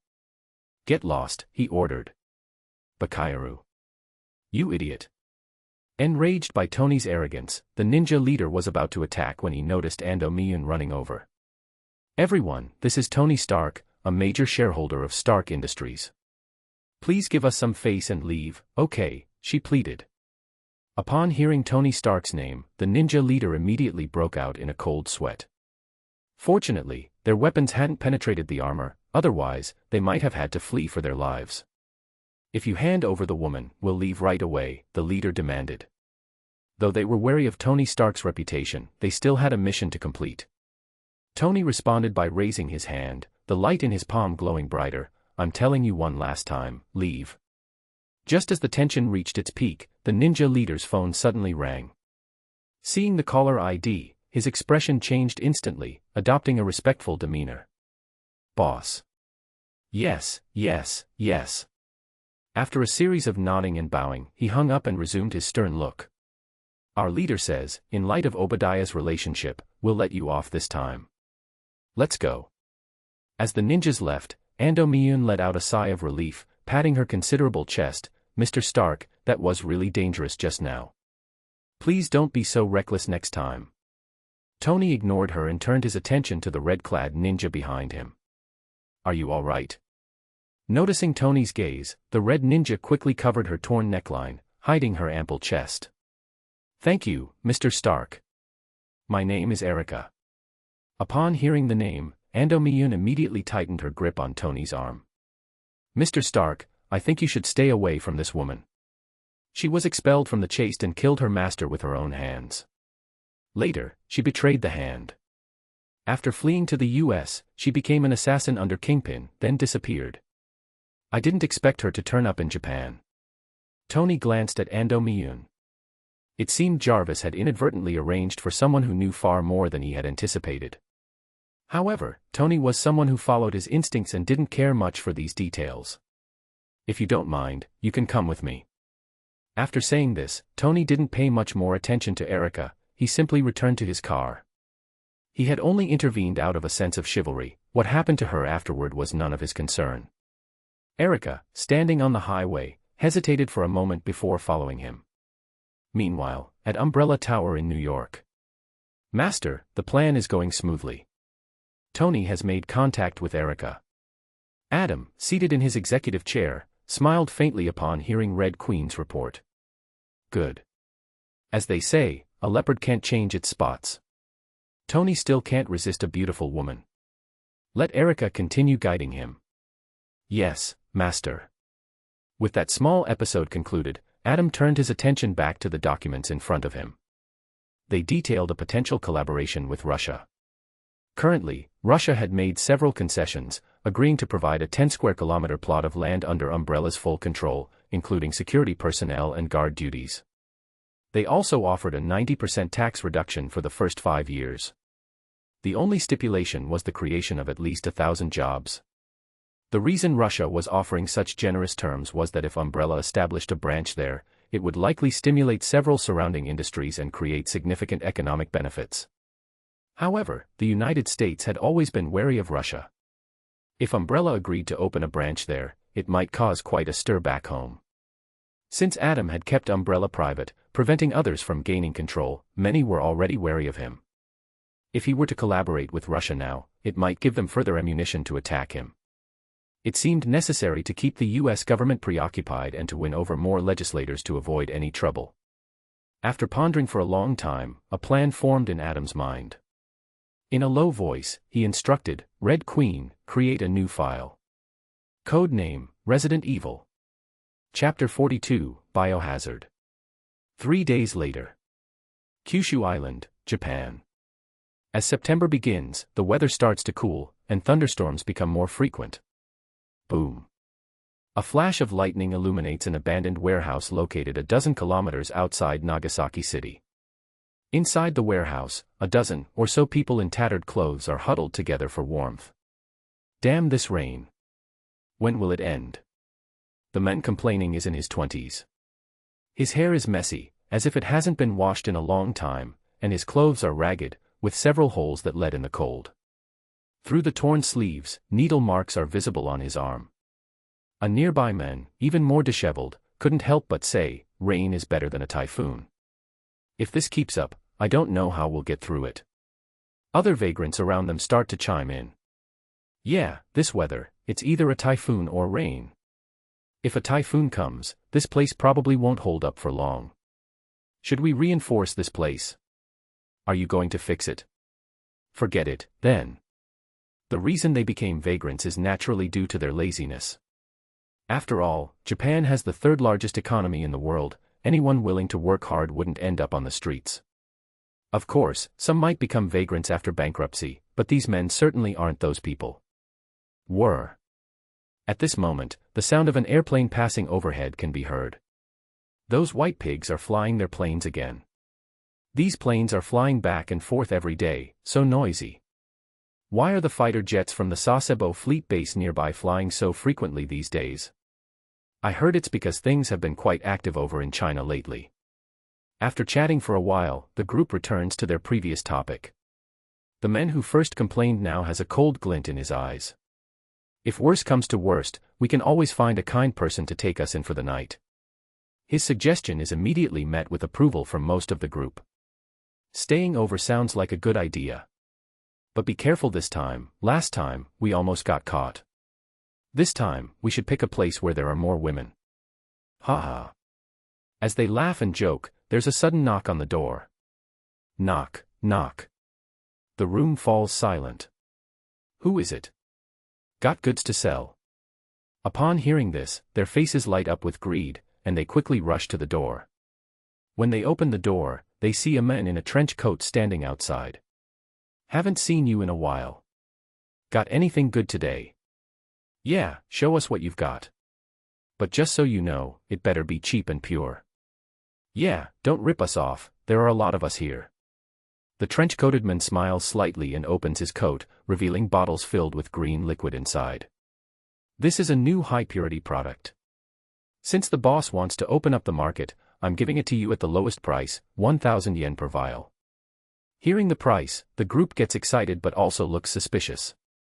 After all, 1,000 yen is about $6, an unbelievably cheap price. 1,000. Are you sure this stuff works? Yeah, don't give us any bad stuff. If it's not pure, we don't want it. And the color looks kind of off. Faced with their skepticism, the man in the trench coat responds coldly, I also have stock worth 10,000. Can you afford that? Upon hearing this, the group falls silent. At this point, a man who is slightly trembling, clearly addicted to drugs, steps forward with money in hand. I'll take one. To them, what is life compared to a good high? After all, if not today, they'll die tomorrow. The important thing is to enjoy life while they can. A moment later, the man takes the green vial, fills a syringe, and without hesitation, raises his arm. His arm is already covered with needle marks. After a moment's thought, he lowers his arm and targets his neck instead.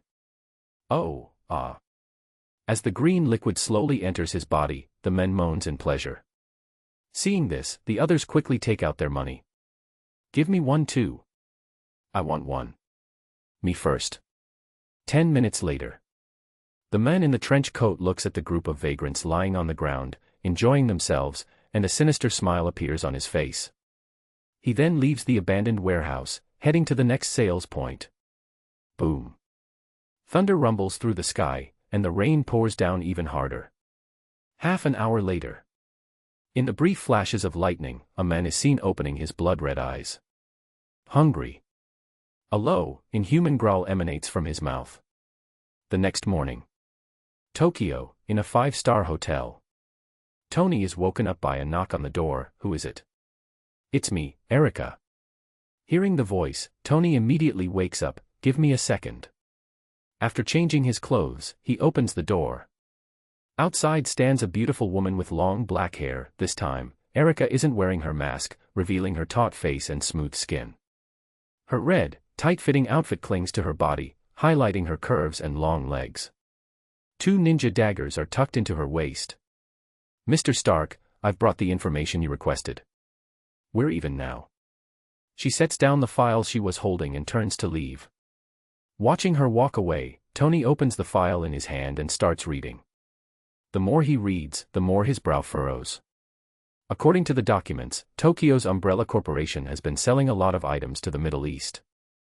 The local branch's president, Masanobu Tanigawa, has almost completely stopped taking orders from the United States and has been closely involved with a company called Yashida, even involving the hand. The data matches most of what he stole from Umbrella's headquarters, suggesting there is no mistake. Masanobu Tanigawa, Yashida Company, the hand, what's their connection to the insect men?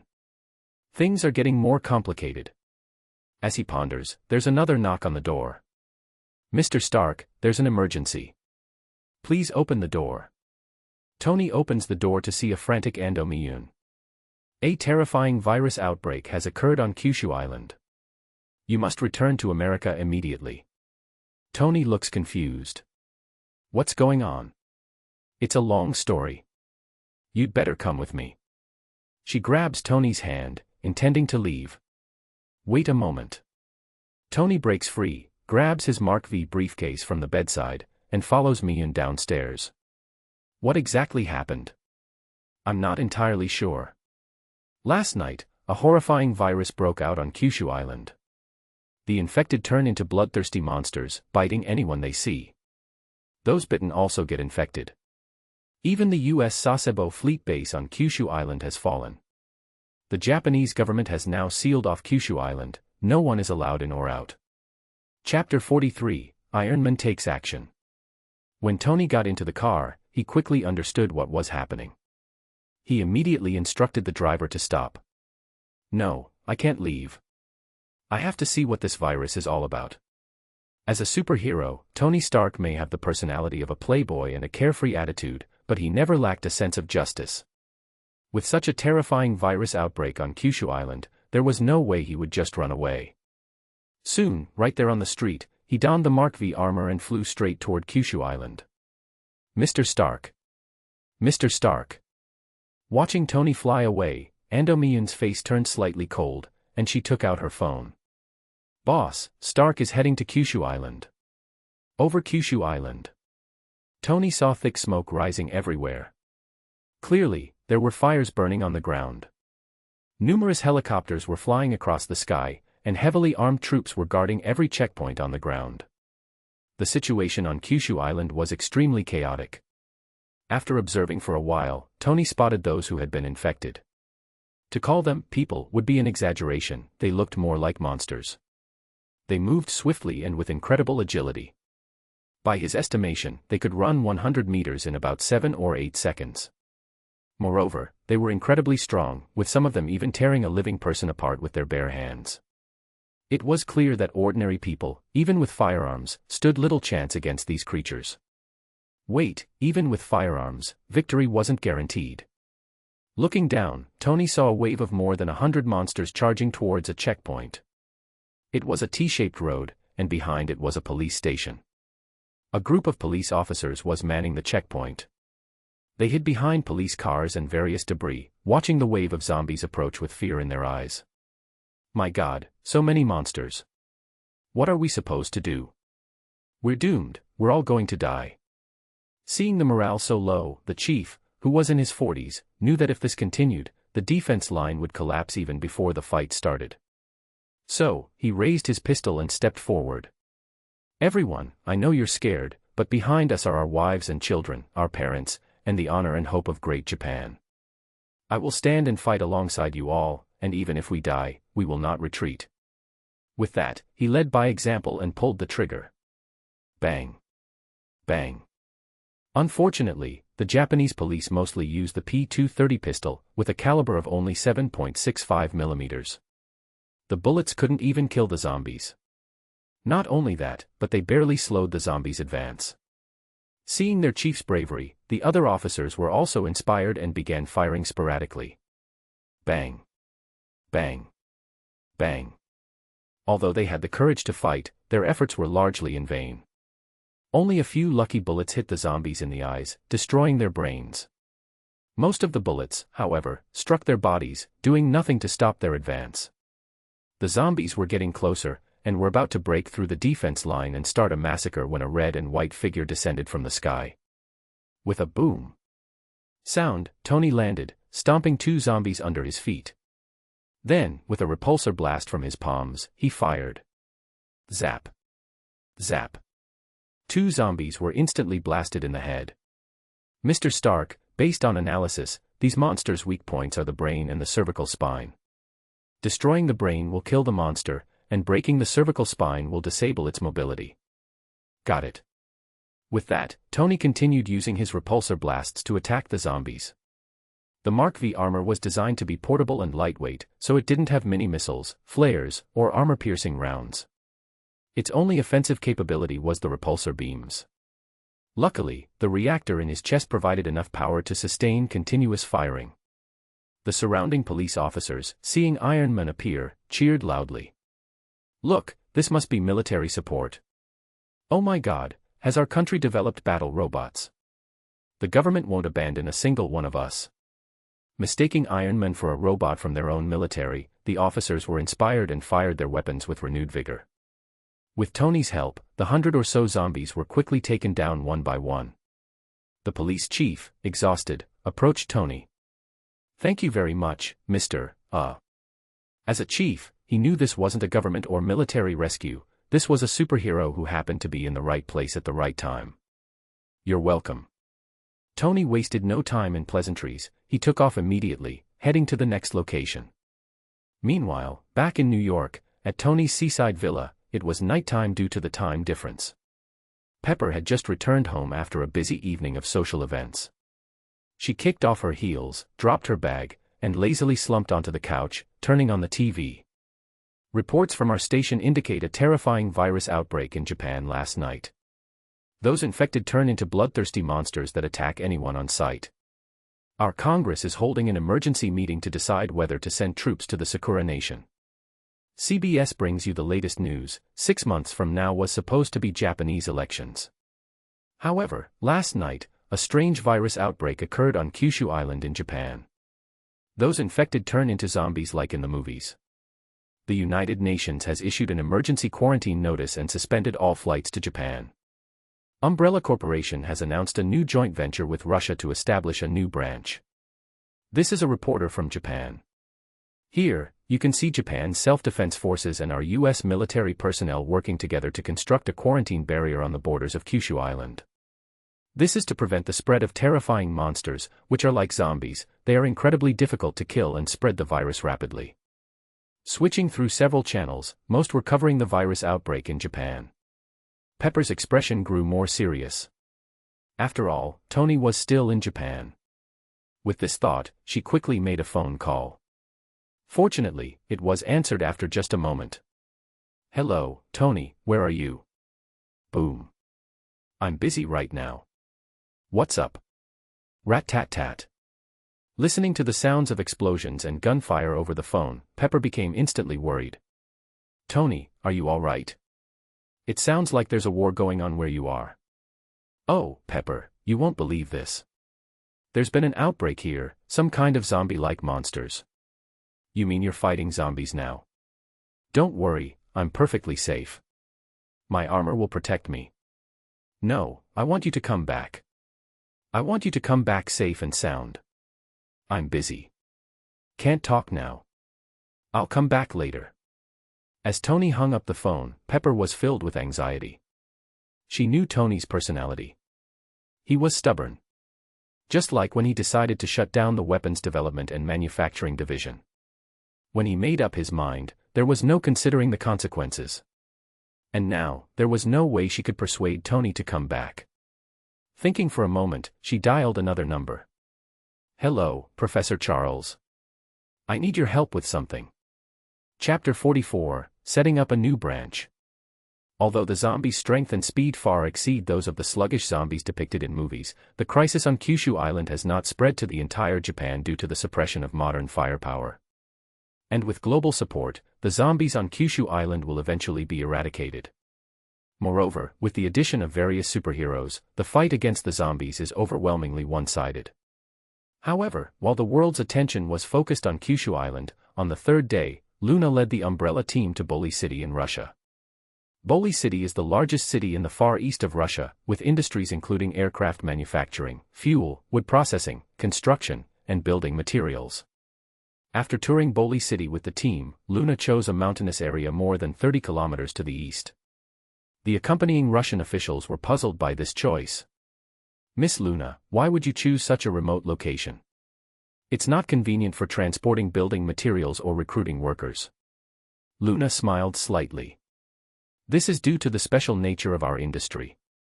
As a company in the medical and cosmetics industries, we have high requirements for drainage, and being close to the sea facilitates wastewater disposal.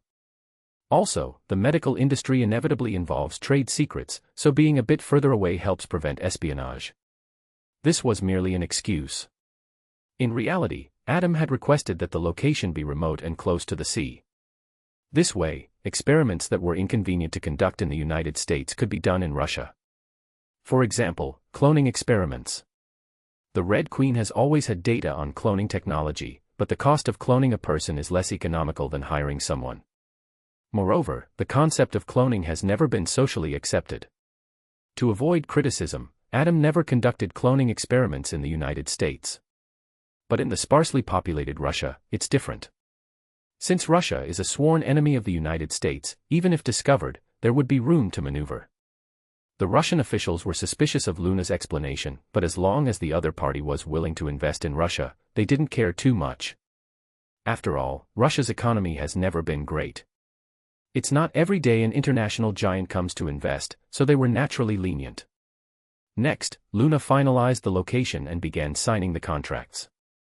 Meanwhile, over Kyushu Island in Japan, a giant aircraft carrier was flying. This aircraft carrier, which appeared similar to a sea-based carrier but with 4 engines on either side for flight, was the Shield helicarrier. At this moment, Director Nick Fury was in the command center, his cold eyes fixed on the screen before him, which displayed everything happening on Kyushu Island. Since the second day of the zombie outbreak, S.H.I.E.L.D. and the U.S. military had arrived in Japan to control the situation. As for why it was the U.S. military and not a UN force, it was because Japan, being the backyard of the United States, naturally didn't allow other countries to interfere. What's the current situation? Deputy Director Maria Hill immediately began to report. Director Fury, the zombies in Saga and Nagasaki cities have been mostly cleared. The remaining 5 cities still have large numbers of zombies and are still being cleaned up. Nick Fury nodded. Have you identified the origin of the zombie virus? According to the testimony of a survivor, it started with a drug sold by a gang called the Darkhound Gang. The Darkhound Gang? Where are they from? We're still investigating, but the Darkhound Gang is a black hand of the Yashida Corporation. We suspect it's related to the Yashida Corporation. Go get me the head of the Yashida Corporation. What? Is there a problem? The Japanese government has been protecting Shinjin Yashida, so they won't let us apprehend him. Japanese government. S.H.I.E.L.D. may be one of the top forces on the planet, but even the most powerful organizations are powerless when faced with the might of a nation, especially one that ranks in the top 3 economies in the world. Have you notified the U.S. military? We have, but the U.S. military has always been dismissive of us and ignored our request. Hearing this, Nick Fury's expression darkened. After a moment, a subordinate suddenly reported, Director Fury, Mr. Stark has returned. Nick Fury nodded, then looked at Agent Coulson. Coulson immediately understood and quickly left the command center, heading for the deck. On the deck, some fighter jets were taking off and landing. At this moment, a red and white figure descended. Mr. Stark, welcome back. Tony Stark looked at Coulson and gave a slight nod. I need to rest and eat something. Ever since S.H.I.E.L.D. failed to appear in time, Tony's impression of them had been quite poor. If it weren't for the assassination attempt by ninjas 2 days ago, he wouldn't have come here to rest. After all, without his suit, he's as vulnerable as any ordinary person, with little ability to protect himself. This way, please. Coulson, displaying great enthusiasm, led Tony into the carrier. As Tony was eating lunch, he noticed a red-haired woman pushing a bald man in a wheelchair toward him. It was Charles and Jean. Mr. Stark. Seeing the two, Tony put down his bread and followed them. Coulson was about to follow when Jean turned and gave him a cold look, stopping him in his tracks, and he didn't dare to follow further. A while later, Tony, Charles, and Jean arrived at a secluded corner. Tony was the first to ask, "What did you find out?" After repeatedly reading the ninja's memory, I discovered that although he appeared to be sent by the hand, there is actually a connection to the Yashida Corporation. As professional intelligence and assassination personnel, ninjas naturally have training to prevent leaks. But they were no match for Charles, who could read memories. Although it took some effort, he eventually found the information he wanted. The Yashida Corporation again. And I also found out that this zombie virus seems to be closely related to the Yashida Corporation. It seems they developed a new type of drug that, for some unknown reason, mutated and resulted in the zombies. Yes, we've also received information linking it to the Yashida Corporation. At this moment, Nick Fury, accompanied by Coulson and Black Widow, walked over. Hearing this, Tony and the other two looked at them. Nick Fury continued, "We've applied to the Japanese government to arrest the head of the Yashida Corporation, Shinjin Yashida, but they refused. I'll talk to the military." With that, Tony began to call his friend, James. But a moment later, he had no choice but to hang up the phone with a gloomy expression. James, after all, was just a lieutenant colonel in the Weapons Development Department and had no authority to command the Japanese government. It would at least take a general to accomplish that. Chapter 45, Initial Cooperation. Although Tony had some connections with the military, his arrogance and disdain for others in the past had strained these relationships. Being the chairman of Stark Industries had previously shielded him from any difficulties, as the military leaders wouldn't dare trouble him. But now, no one cared about him. After contacting several generals he knew, Tony was met with the same response: wait. And so, the six of them stood in silence in an empty hallway. They hadn't expected the US military to be so indifferent. On further thought, though, it seemed understandable. After all, Japan was still a sovereign nation, and they were just a handful of people with no real authority. They couldn't simply issue orders to an entire country. At that moment, Tony clearly realized, perhaps for the first time, just how crucial power was. Maybe we can reach out to someone, Natasha suggested, turning her gaze towards Tony. Obadiah surely knows some generals. Before she could finish, Tony shook his head firmly. Absolutely not. I won't ask him for help. The last time Tony had attended Obadiah's party was merely to give him a warning and ensure Stark Industries didn't fall into Umbrella's hands. That didn't mean Tony had forgotten or forgiven Obadiah's attempt on his life. Seeing Tony's resolute expression, Natasha said no more. She knew his personality well. Once he made up his mind, no one could change it. Director Fury, I request permission to go after Shinjin Yashida. Nick Fury wasn't the type to hesitate. He nodded immediately. This mission comes with no support. If you fail or are killed, we won't be able to avenge you. Good luck. Who says she'll be without support? I'm going with her. A man wearing a short-sleeved combat outfit approached from the distance. He carried a bow and arrows on his back, his expression cold, though there was a hint of warmth when he looked at Natasha. It was Clint Barton, also known as Hawkeye. Natasha had once been a Black Widow agent from the Red Room, one of the program's enhanced operatives, but was later recruited by Barton to join S.H.I.E.L.D. Their bond had always been strong. I'm in too. Count me in as well, Tony and Jean added one after the other. As for Charles, knowing his condition as a paraplegic, he wisely kept silent, understanding that he wouldn't be of much help in the field. Nick Fury glanced at the four volunteers and nodded in satisfaction. Good. This mission will be codenamed Operation Clear Sky. The ultimate goal is to capture Shinjin Yashida, find the cure for the zombie virus, and save millions of lives.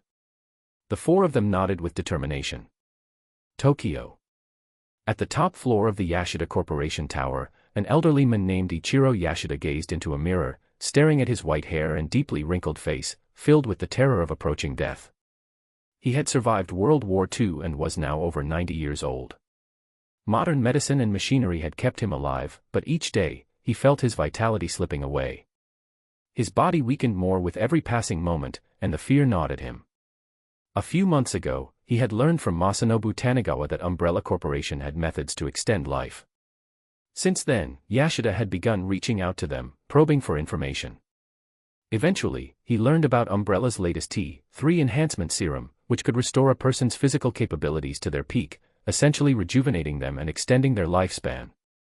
But the T3 serum was an internal product of Umbrella, strictly not for sale. It was tightly controlled, and not even the branch offices had access to it. Moreover, Umbrella didn't accept outside funding and wasn't publicly traded, making it impossible for Yashida to approach them directly. Thus, he chose to work through Masanobu Tanigawa, establishing frequent contact and providing funds and resources to help Tanigawa bribe Umbrella's Tokyo branch executives. If bribery failed, they resorted to assassination, anything to fully control the Tokyo branch. Naturally, Yashida Corporation, being primarily a medical and mechanical company, wasn't skilled in assassinations. That's where the Hand came in. With the help of the Hand, Yashida Corporation had gradually taken control of Umbrella's Tokyo branch. All that remained was for Masanobu Tanigawa to request the T3 serum from Umbrella's main headquarters. If they refused, getting their hands on the T2 serum and researching a way to develop the T3 would suffice. Though Yashida's time was running out, he believed he could afford to wait a few more years. Knock, knock. A knock at the door interrupted his thoughts. Come in. The door opened, revealing a man and a woman. Father. Grandfather. They were Shinjin Yashida and Mariko Yashida. What is it? Ichiro's expression remained cold as he addressed his son and granddaughter. To him, nothing was more important than his own life. Father, the Japanese government just confronted me, demanding that we hand over the zombie virus cure. Ignore them. We don't have any cure, and this zombie virus has nothing to do with us. Understood, Father. Grandfather, we've also lost contact with Masanobu Tanigawa recently. What? You can't reach Masanobu. Have you checked with Umbrella? Yashida was more concerned with Tanigawa's whereabouts than the Japanese government's inquiries. I sent people to Umbrella, but it seems their security personnel have changed, and our people weren't allowed in. Upon hearing this, Ichiro Yashida immediately sensed a conspiracy. The outbreak of the zombie virus, Tanigawa's disappearance, and Umbrella's sudden shift, it all felt like an invisible hand was orchestrating events behind the scenes. Yet despite his suspicions, the lure of immortality was too strong. Go there personally and investigate. Find Masanobu Tanigawa and ensure everything at Umbrella is running smoothly. Yes. After watching his son and granddaughter leave, Ichiro was just about to contemplate the possible hidden forces at play when the sound of explosions echoed from outside. His brow furrowed in displeasure. What's going on out there? He wheeled himself out of his office, only to see his son and granddaughter running back in a panic. Father, it's bad. The Iron Man has arrived with his team. Grandfather, we need to escape. A massive hole had been blasted into the top floor of the building, and Iron Man, in his red and gold armor, flew through, followed closely by Jean, Black Widow, and Hawkeye. Yashida Corporation had security, of course, but the guards armed with mere handguns stood no chance against these four superpowered heroes. They were quickly overwhelmed. Ichiro Yashida, now visibly shaken, ordered, "Quick, to my office." Tony and the others spotted their target and immediately closed in. Yashida, we're here on behalf of the Security Council to arrest you. Shinjin Yashida, you can't run. Hand over the cure for the zombie virus. Chapter 46, The Silver Samurai in Action. Yashida Ichiro returned to his office with his son and granddaughter. Without delay, he approached a bookshelf, activated a hidden mechanism, and revealed a silver samurai mech towering over 2 meters high. Shinjin. The Silver Samurai. Shinjin understood his father's intent and immediately ran over to open the mech, stepping into it. His sister, Mariko, watched from the side, her expression strange and conflicted. The Yashida family had always upheld a tradition of valuing men over women, and as a result, her grandfather had never truly respected her. If it weren't for her brother being utterly incompetent, a complete wastrel, there would have been no chance for her to step into a position of power within the company. Even so, many things within the company had always been kept from her. For instance, this silver samurai mech, she had no idea it even existed. The sound of an engine roared to life as the silver samurai activated, drawing 2 massive katanas from its back. Using the best technology to fight with primitive weapons, it perfectly described the situation now. Ichiro had poured the vast resources of Yashida Corporation into crafting the silver samurai mech, yet he had not equipped it with guns or missiles, opting instead for katanas and engaging in close combat. Father, I'm ready. Just as Shinjin finished speaking, the office door exploded open with a loud boom. Yashida Shinjin, raise your hands. Tony Stark was the first to step into the office, but his attention was quickly drawn to the silver samurai. Oh, the enemy has a mech too. Looks like your mech isn't that special anymore, Natasha quipped as she walked in with a small pistol, a teasing smile on her face. Clint Barton and Jean followed close behind, but they remained silent, their eyes warily fixed on the silver samurai. Mr. Stark, leave now, and we won't make things difficult for you. Tony, who had been playing superhero in Japan for 3 days now, was already well known. Leave. Not unless you hand over the antidote to the zombie virus and come with me to face the council for trial. Otherwise, we're not going anywhere. We don't have any antidote for the zombie virus. Shinjin felt aggrieved. He had no idea about any zombie virus, yet everyone, from the top officials of Japan to the men standing before him, insisted it was Yashida Corporation's doing. But they hadn't done anything. You can't be telling me you don't have an antidote. I said, we don't have an antidote. Damn it, you developed a zombie virus but didn't work on a cure. Shinjin wanted to scream in frustration. They hadn't even researched the zombie virus, so why wouldn't anyone believe them? At this moment, Jean spoke up from the side, "Stark, stop wasting time with these criminals. Let's finish this before Yashida Corporation's reinforcements arrive." "Yeah." Before Shinjin could respond, Tony launched a repulsor blast from his palm. Bang. The blast, strong enough to pierce a 10-centimeter steel plate, didn't leave a single scorch mark on the Silver Samurai. The Silver Samurai's exterior was crafted from adamantium, a result of Ichiro's vast expenditures. Though it was only a surface layer, it was more than enough to withstand Tony's attack. "There's something strange about this thing. Let's all attack together." As Tony spoke, Clint released an arrow aimed at one of the Silver Samurai's weak points at its joints. But even the joint areas deflected the arrow with a sharp ping, sending it clattering to the ground. This guy's defense is off the charts. Seeing this, Natasha quietly holstered her pistols and turned her attention to Ichiro and Mariko. Jean, meanwhile, was still far from awakening her Phoenix Force. With her current abilities, she was only marginally stronger than a regular person, capable of moving objects no heavier than 100 kilograms. She couldn't control people from a distance like Charles could. It was clear the main force in this battle would have to be Tony. Realizing negotiations had failed, Shinjin moved the Silver Samurai forward to attack. Wielding the two massive katanas, each over a meter long, Shinjin swung them with practiced precision and force. Tony responded by firing continuous repulsor blasts while dodging the attacks. Fortunately, Shinjin was just an ordinary person, and the Silver Samurai's speed and reflexes were far from peak performance. For the moment, he couldn't land a hit on Tony. As a trained operative, Natasha seized the opportunity while Shinjin was distracted by Tony, running straight for Yashida Ichiro.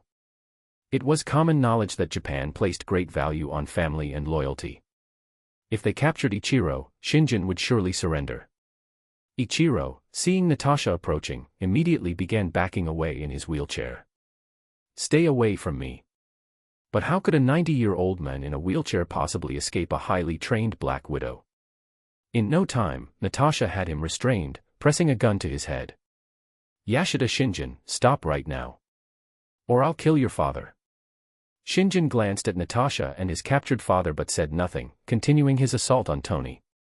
He believed that if he moved just a little faster, he could kill the annoying men in front of him. When her threat failed, Natasha jabbed the barrel of her gun into Ichiro's temple. "Tell your son to stop, or I'll shoot." Wait, I'll tell him to stop." Fearing death, Ichiro quickly gave in. After all, everything he had done was to extend his life, how could he not value it now? "Shinjin. Shinjin, stop." But no matter how much he shouted, Shinjin ignored him and continued his attacks on Tony. Meanwhile, Tony was having a tough time dodging the onslaught. Despite the Silver Samurai's slow speed, its defenses were impenetrable. None of his attacks were breaking through, and the limited space in the office left him with few options for evasion. Seeing that Shinjin didn't even care about his father's life, Natasha was growing frustrated. Aren't Japanese people supposed to value family and loyalty? I can't believe I was fooled for so many years. Jean joined her. "I also read that Japanese people flush their toilets 7 times and claim it's clean enough to drink from." "What? Why would they drink toilet water?" "Who knows?"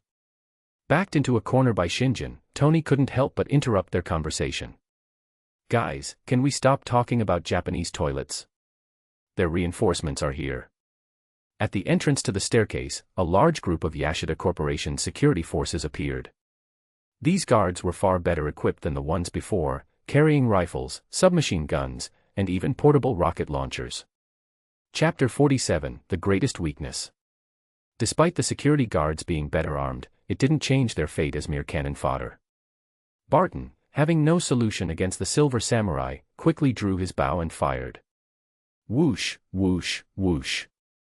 Several guards who posed the greatest threat, wielding portable rocket launchers, were instantly taken out with headshots. Seeing Ichiro held hostage, the remaining guards hesitated to open fire, fearing collateral damage. Taking advantage of this, Natasha freed one hand and began shooting continuously. Bang, bang, bang. Meanwhile, Jean used her powers to hurl nearby objects at the guards. In no time, the security team was pinned down, unable to raise their heads. However, the appearance of these guards wasn't entirely useless. At least, amidst the chaos, Mariko had managed to slip behind their ranks. Fire! Now! But faced with the command, the guards were caught in a dilemma. On the other side, Tony was in an increasingly perilous situation. At this moment, Shinjin Yashida swung his blade down, forcing Tony into a corner, and then slashed horizontally with another katana. Tony could see a red gleam from the blade, like the scythe of death itself. He had just witnessed how this katana sliced through steel and concrete as easily as tofu. His suit wouldn't stand a chance. Just when things seemed most dire, a figure suddenly crashed through the ceiling and lunged at the Silver Samurai. Taking this chance, Tony escaped the corner and looked toward the Silver Samurai. Standing there was a towering figure, about 1.9 meters tall, with sharp claws relentlessly striking at the Silver Samurai. But even those claws, which could tear through metal, barely scratched the surface of the Silver Samurai's armor. Realizing the threat, Shinjin Yashida quickly regained control and swung his katana. With a tearing sound, an arm was instantly severed, and the figure, Victor Creed, retreated. Just as Shinjin was about to pursue, another figure dropped down from the ceiling. Clang, clang.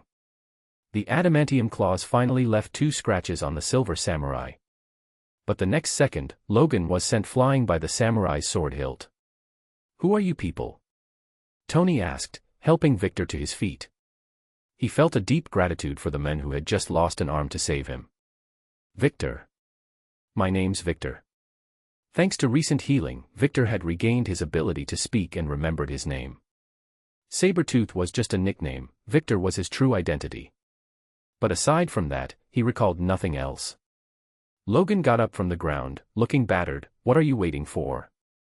Let's all attack together." With that, he leapt toward the Silver Samurai, claws extended. But the next second, Logan was once again sent flying by Shinjin. This time, the blade slashed toward him, but Logan blocked it with his adamantium claws, narrowly avoiding being cut to pieces. Seeing this, Jean immediately used her telekinesis to hurl more debris at the Silver Samurai. While it wasn't very effective, it at least obstructed his vision, creating opportunities for her teammates to strike. Barton drew a piercing arrow, aiming for a potential weak spot on the Silver Samurai, and fired. Clang, clang, clang. But alas, the Silver Samurai's creators had considered his weaknesses, reinforcing the thinner areas with extra adamantium. Even the piercing arrow proved futile. Seeing that the piercing arrow had no effect, Barton switched to an explosive arrow. Boom. A loud explosion erupted. But soon enough, the Silver Samurai stood there, unharmed. Witnessing this, Barton lost all will to fight and turned to glance at Mariko in the distance.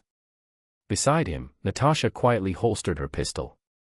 At this moment, Victor freed himself from Tony's support. I'm fine.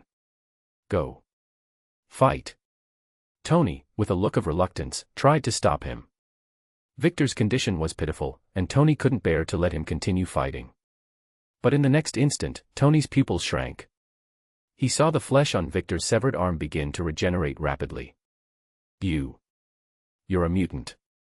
It was Tony's first time witnessing a mutant up close.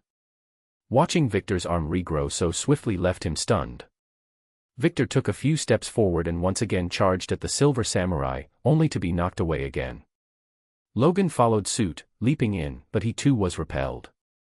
Watching these two strangers relentlessly attack, Tony's heart was deeply moved. Their persistence, their refusal to give up despite the odds, their fearless determination, these were qualities Tony had always lacked. Knowing full well that his repulsor blasts wouldn't be effective, Tony still activated them. Boom, boom, boom. The battle raged fiercely. However, it was clear that Shinjin, wielding the seemingly invincible Silver Samurai, was holding his own against the 4 of them, steadily gaining the upper hand. The situation soon took a turn for the worse.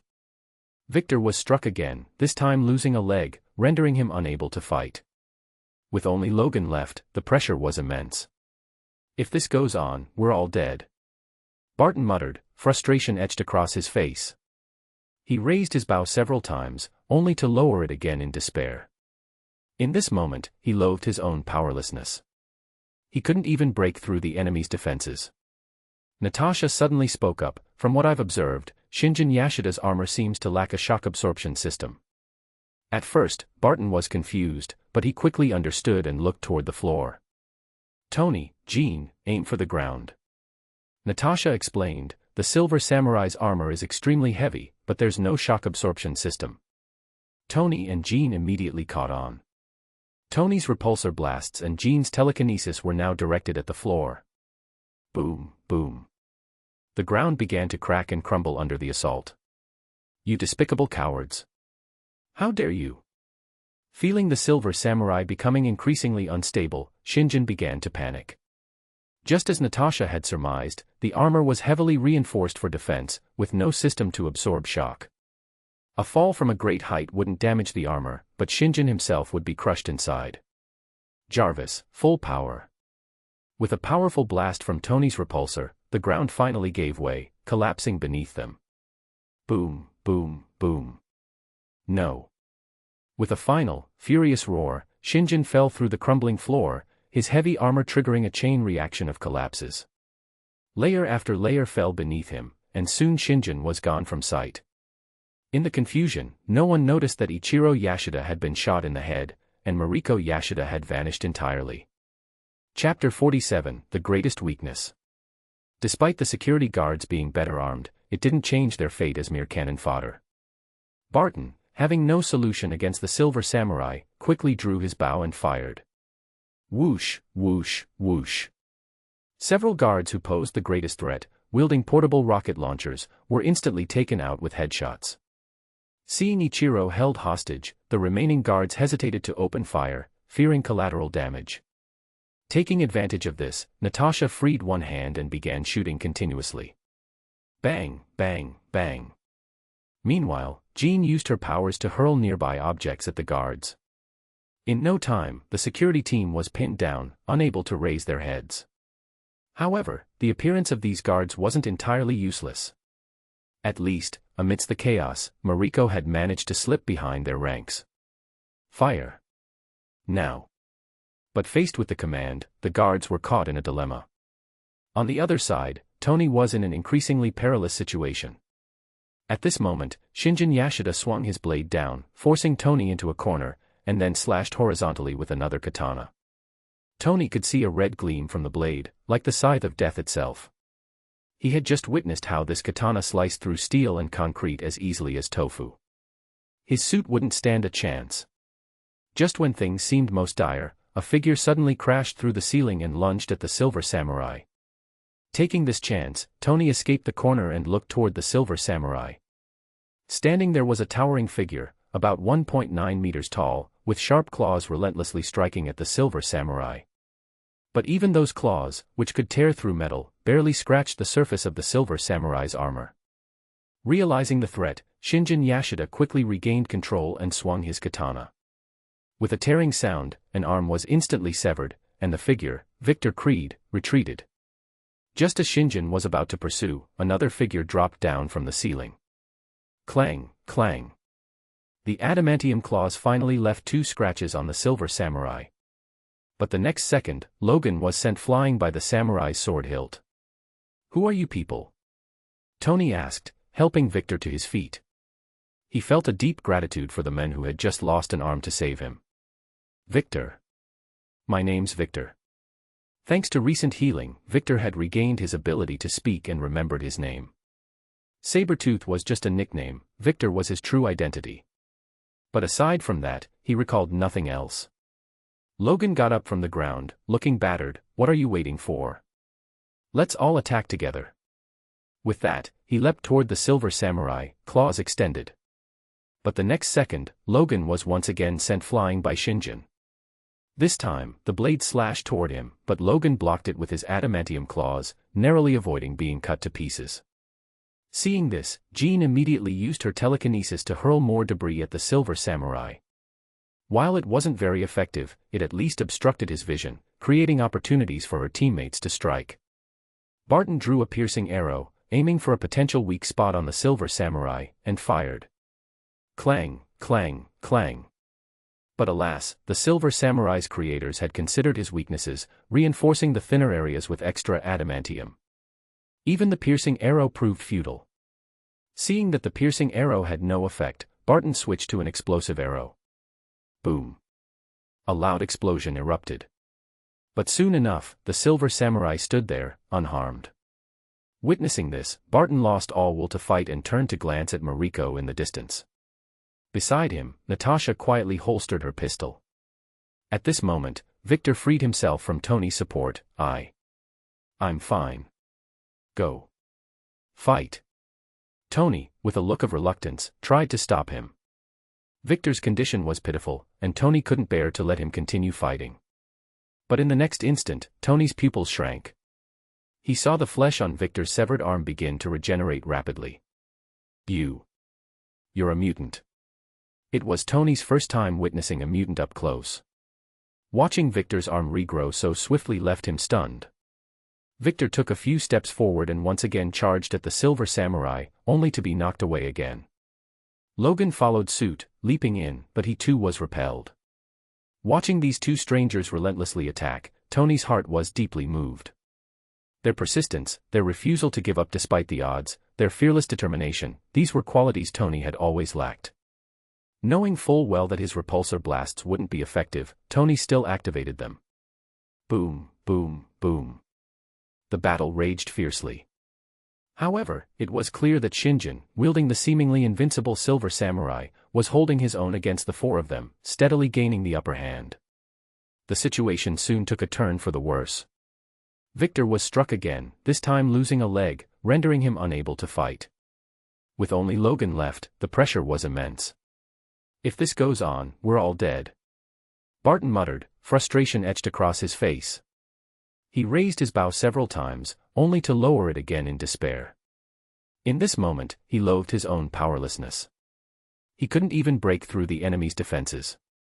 Natasha suddenly spoke up, from what I've observed, Shinjin Yashida's armor seems to lack a shock absorption system.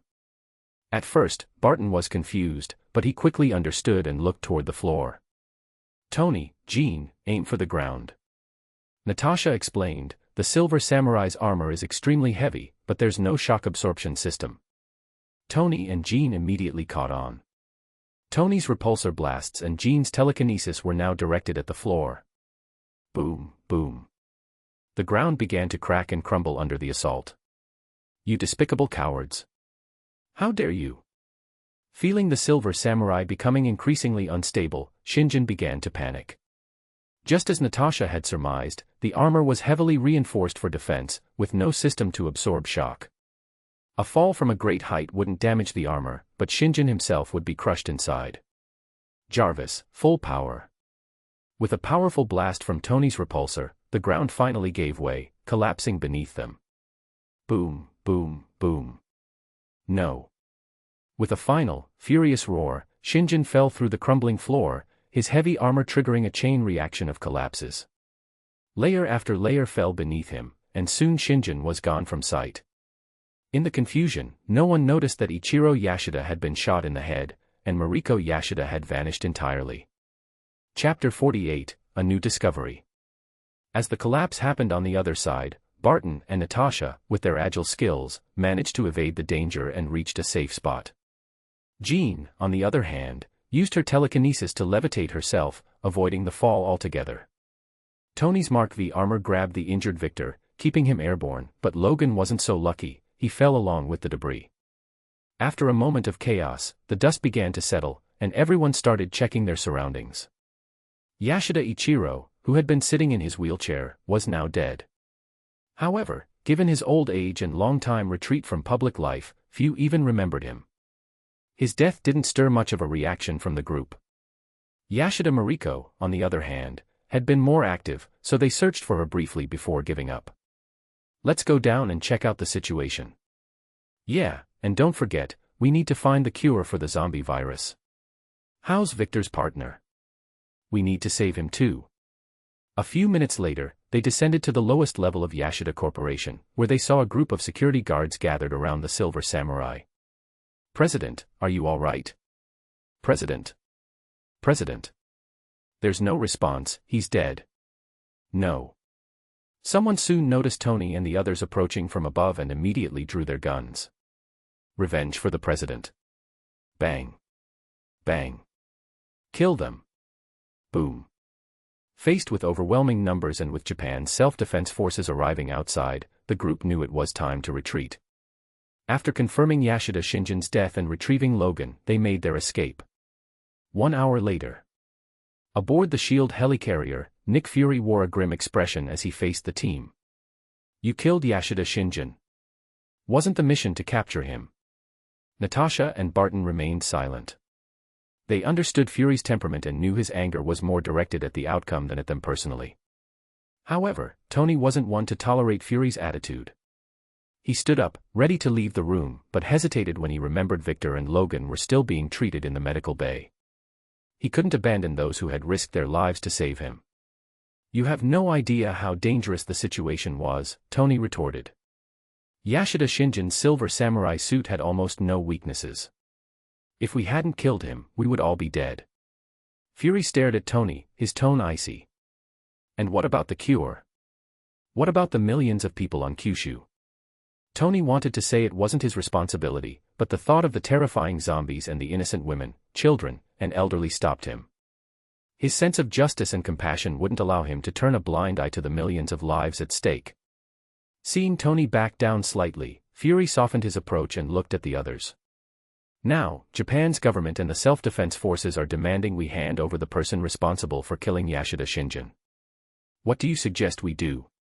Maybe they should explain why an electronics and household appliance company had access to such deadly weaponry, a voice said from the doorway. Charles Xavier, sitting in his wheelchair, was being pushed in by Jean. Fury, ever the pragmatist, gave him a nod, his expression neutral. That's a good defense, but whether it'll work is another question, Fury replied. For him, Yashida Shinjin's death wasn't the main issue. The pressure from Japan's leadership wasn't either. What mattered most was using this opportunity to temper Tony's attitude for future use. And if he could get Professor Xavier to cooperate as well, even better. That would add another powerful ally to his Avengers roster. The priority now is finding a cure for the zombie virus. Even if we can't find the cure itself, discovering the original virus strain could help. It might take some time, but our specialized scientists should be able to develop a vaccine, Fury said. Natasha, Barton, I need you to infiltrate Yashida Corporation and locate the target. Yes, sir. Professor Xavier, I need you to help locate Yashida Corporation's research base and personnel. Consider it done. Nightfall. Thick clouds blanketed the sky, casting an oppressive darkness over Japan. At the Yashida family estate, white cloths hung everywhere, and the sounds of weeping echoed through the halls. But Yashida Mariko, rather than donning the black garb of a widow, wore a tight white outfit. She held a cloth bag about the size of a basketball, and as she pressed a hidden button on the wall, a secret door appeared with the sound of gears turning. With a click of her high heels, she descended into the hidden passage. As the door behind her closed, the room was once again plunged into darkness. A dim light flickered to life in the secret chamber. After walking for a while, Mariko finally reached her destination. It was a black room, empty on all sides. A moment later, a projection appeared, an image of a young girl in a red dress. Mariko, how did the mission go? A mechanical voice asked. Without a word, Mariko tossed the bag onto the floor, and as it rolled, the head of Masanobu Tanigawa became visible. Here's his head, she said, pulling a small USB drive from her pocket. This contains the formula for adamantium and the schematics for the Silver Samurai. The hologram of Red Queen nodded approvingly. Good. Umbrella Corporation will fully support your takeover of Yashida Corporation. As she spoke, a cable descended from the ceiling, plugging into the USB drive to extract the data. Yashida Corporation had been after Umbrella's T3 virus, but Umbrella had its own plans for Yashida as well. And what about the reward your master promised? Mariko asked. Don't worry, the T3 virus will be yours. However, due to the zombie outbreak in Japan, there may be a delay. In the meantime, my master has one more task for you. What is it? She asked. When you take control of Yashida Corporation, my master will give you the cure for the zombie virus. You must use this opportunity to enter the government and run for the position of Prime Minister. Mariko trembled slightly at the mention of Prime Minister, her eyes gleaming with desire and anticipation. But uncertainty crept in. But Japan has never had a female prime minister. Don't worry, the Red Queen reassured her. The US military will back the people's vote. Even if they oppose it, they won't have a choice. Hearing this, Mariko immediately dropped to one knee. I will obey my master's commands. 3 days later. Aboard the SHIELD helicarrier, everyone looked downcast and frustrated. Why can't we find the cure for the zombie virus? Yeah, we can't even locate the original strain. Could our intel have been wrong? Maybe Yashida Corporation wasn't behind it after all. No way, we verified it from multiple sources. As the group continued to fret, Charles suddenly entered the room. Everyone, I've made a new discovery. Chapter 49, Suspicion and Doubt. Based on extensive interrogation, I found that the drugs these traffickers were using came from a man called Hyena. This hyena was actually fired by Yashida Corporation more than a month ago. After hearing Charles's words, everyone was stunned for a moment. Could it be that their intelligence was really wrong? No one would doubt Charles's words because everyone knew his method of interrogation was directly reading the brain's memory. Even professionally trained agents couldn't lie in front of Charles.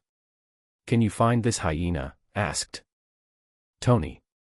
Charles regretfully shook his head at this question. I couldn't find his psychic trace.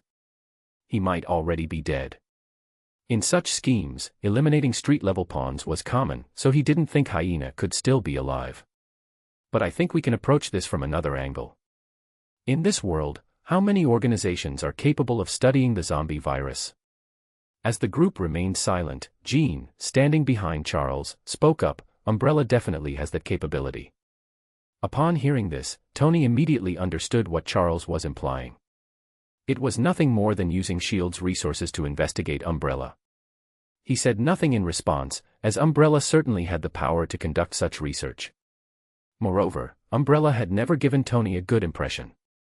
Nick, upon hearing this, glanced somewhat strangely at Charles and Jean. With his intelligence network, Nick had already gathered detailed information on Charles and Jean the afternoon they arrived at S.H.I.E.L.D. He also knew that they seemed to have some personal grudge against Umbrella, even seeking out Tony because of it. Otherwise, with Charles's typically peaceful nature, he wouldn't have gotten involved, let alone so proactively. After a moment of silence, Natasha suddenly spoke up. There's also Oscorp, AIM, Trask Industries, and others. Even other countries have similar organizations, Russia's Red Room Base, China's National Security Bureau, and the Round Table of Britain. Hearing so many possible suspects in one go left Charles silent. Having S.H.I.E.L.D. investigate so many organizations at once was obviously unrealistic. With that in mind, he suddenly turned to look at Logan and Victor. Under the effects of their healing factors, both had already recovered. Logan, how did you escape from Umbrella when you were captured? Logan, seeing that Charles was suddenly questioning him, grew furious. What do you mean by that? Are you suspecting me? You like peeking into people's minds, don't you? Come on, dive in, and see for yourself. As he spoke, he even pointed at his head, looking like he'd been insulted, visibly enraged. In reality, Logan's memory told him he had gone through great hardship to escape Umbrella, only to suddenly remember he had a daughter in Japan, which was why he had come here. Saving Tony had seemed like a coincidence. Seeing Logan's intense reaction, Charles began to doubt his judgment. Could it be that they weren't sent by Umbrella after all? Calm down, child. I only wanted to ask what you saw inside Umbrella. It might help us. Hearing Charles' explanation, Logan angrily turned his head away, ignoring him. In truth, it was strange. Logan couldn't recall what he'd seen inside Umbrella, nor could he remember how exactly he'd escaped. He only knew he had escaped, but the details were lost to him. Seeing Logan unwilling to cooperate, Charles turned to Victor. Mr. Victor, do you remember if you saw anyone else inside Umbrella? Maybe other kidnapped mutants. Victor shook his head. I've forgotten. Knock, knock. Just as Charles seemed ready to ask more, Nick knocked on the table, his one remaining eye coldly fixed on him. All right, forget about Umbrella for now. Natasha, Barton, Tony, Logan, Victor, Jean, your mission now is to find this hyena, dead or alive. Understood. Nightfall. Russia, outskirts of Moscow. The streets were mostly empty, with only a few late-night workers still walking along the road. After a while, a luxury car suddenly pulled up on the pedestrian street, and the doors opened. Two burly men, both around 1.89 meters tall and dressed in black suits, got out first, scanning the surroundings. "Everything is safe. Miss Luna, you may exit the car." A red high heel, 10 centimeters in height, emerged first, followed by a shapely leg wrapped in black stockings. Just that one leg exuded a sensual allure. Then, Luna, wearing a black pencil skirt and blazer, stepped out. She wrinkled her delicate brows slightly, disgusted by the dirty surroundings. "Red Queen, are you sure the person we're looking for is here? According to the address provided by our spies, it's here. 1375 Vodka Road." "All right, I'll go look for 1375. She began walking, her two intimidating bodyguards following closely behind, ensuring no foolish thugs dared approach her. But just as she neared 1375, a man in a trench coat, his face obscured, appeared ahead. "Miss, this area is off limits." "Who are you?" "Who I am doesn't matter. What matters is that Americans aren't welcome here." With that, he flashed a badge. "Russian Special Department of Management." At that moment, several other trench-coated men appeared around them. Judging by how they kept their hands inside their coats, they were clearly armed. Luna was momentarily puzzled. Her boss had sent her to find someone expelled from Stark Enterprises, a man with a terrible reputation for allegedly stealing Stark's technology. Why was Russia taking this person so seriously? "I need to make a call." Taking out her phone, she called a high-level contact she knew in Russia. After a while, she hung up, looking displeased. These leeches were going to milk this for all it was worth. On the other side, the trench-coated man's phone rang as well. After about 10 seconds, he silently put down the phone, then left without saying a word, motioning for the others to follow him. "Interesting. Who exactly is this person my boss sent me to find?" Had Adam been there, he would have understood. A former core researcher of Stark Enterprises was never going to be left alone. Commercial applications might be protected by patents, but when it came to military use, who cared about such things? Chapter 50, Adam's Inclusion. Knock, knock. After a series of knocks, there was a long wait. It was unclear whether the owner inside was absent or hadn't heard, so Luna knocked a few more times before the door finally opened. Behind the door stood a very disheveled man. He had long hair that, due to long neglect, was greasy and emitted a foul stench. His clothes were full of holes, and he reeked of alcohol. The disheveled man glanced up and down at Luna before coldly asking, "What do you want?" "I'm here to see Anton Vanko. My father is dead." Bang. With that, the man slammed the door shut. Perhaps another person, seeing a beautiful woman like Luna, would have been tempted to chat for a bit, but for him, machines were far more interesting. Why waste time chatting with women when he could be doing research? Knock, knock. Luna knocked on the door again.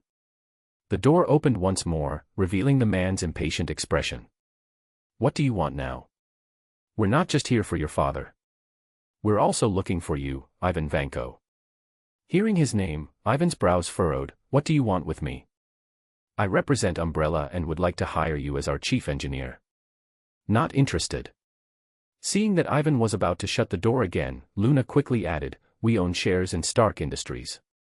Hearing this, Ivan paused, then coldly glared at her. "What are you talking about? We're well aware of your history with Stark Industries. Coincidentally, we also have a grudge against them." Ivan's expression softened slightly at this, and he began to scrutinize Luna carefully. "What kind of grudge?" Luna smiled faintly and began explaining the situation with Obadiah Stane. After hearing this, Ivan's attitude improved a bit, but he didn't immediately give Luna an answer. Instead, he said, "Come back tomorrow," and shut the door once more. It wasn't that Ivan didn't believe her, but he wanted to verify the facts online before making a decision. After returning to the car, Luna reported the situation to Adam. After hearing her out, Adam simply instructed her to visit Ivan again the next day and offered no further instructions. To Adam, hiring Ivan Vanko was optimal, but it wasn't essential. After all, he already had the arc reactor technology. With his research team, it was only a matter of time before they cracked miniaturization, even without external help. Thus, there was no need to invest too much time or resources into this. As for why he hadn't approached Ivan sooner, the reason was simple: without the cooperation of the Russian government, it would have been impossible to access Ivan Vanko. The country wouldn't allow such a top scientist to simply leave, even if his reputation was in shambles and his abilities were waning. The next morning, Luna returned to house number 1375. This time, Ivan's attitude had noticeably improved, and he even invited Luna inside. However, Luna, clearly uninterested in the messy surroundings, declined and once again invited him to join Umbrella. Ivan agreed readily, though he asked for some time to pack his belongings. Luna left a few people behind to help him, then departed. After all, she had numerous other tasks to handle and couldn't afford to waste time waiting around. The construction of the base in Khabarovsk had already begun, and she needed to personally oversee the excavation of the underground facility. This project was crucial to future research on cloning, so no detail could be overlooked. Then there was the recruitment of workers, discussions with material suppliers, and road repairs to handle. 1 week later, aboard the aircraft carrier in the skies above Japan. The sun had just begun to set in the west, and the sky was gradually darkening. Suddenly, a red and white figure landed on the deck. The figure's visor opened, revealing Tony Stark's face. After removing his armor and carrying the Mark V suit in his hand, Tony walked inside. Arriving at the meeting room, he found everyone had already gathered. "Any leads, Tony?" Seeing Tony shake his head, Nick Fury didn't seem too disappointed. Instead, he continued, "It seems likely that the hyena is already dead. Our next step will be to focus on Mariko Yashida and the Hand." Mariko Yashida? Tony looked puzzled. He could understand focusing on the Hand since they were a nefarious organization and might be linked to the zombie virus. But what did Mariko Yashida have to do with any of this? In his mind, Mariko was just a seemingly fragile young woman. She was beautiful too, not exactly someone who struck him as a villain. Noticing the confusion, Nick nodded. "It appears we've underestimated this woman. After her father's death, she quickly took control of Yashida Corporation with an iron fist. Those executives and shareholders who refused to comply with her. They all met unfortunate accidents, whether car crashes or zombie virus infections. I suspect she might be involved with the masterminds behind the zombie virus. Otherwise, there's no other explanation for why the virus originated from Yashida Corporation." The room fell into a brief silence after this revelation. Soon, however, all eyes turned to Charles Xavier. After all, Charles could read minds. If Mariko Yashida was connected to the zombie virus, he could confirm it by scanning her memories. Facing the expectant gazes, Charles lightly nodded. "I'll try to get close to her tomorrow and read her memories." "All right, it's settled then. Everyone else, focus on gathering intel on the Hand." Nick nodded, and just as he was about to conclude the meeting, a phone rang. Ring, ring. Tony flashed an apologetic smile and quickly answered his phone. "Sorry, I need to take this." "Hello, Pepper. What's up?" "Return home." "What's going on?" "A shareholders' meeting." "Oh, got it." It seemed nearly a month had passed without him realizing it, and it was time for Stark Industries to hold another shareholders' meeting, which would decide the company's future.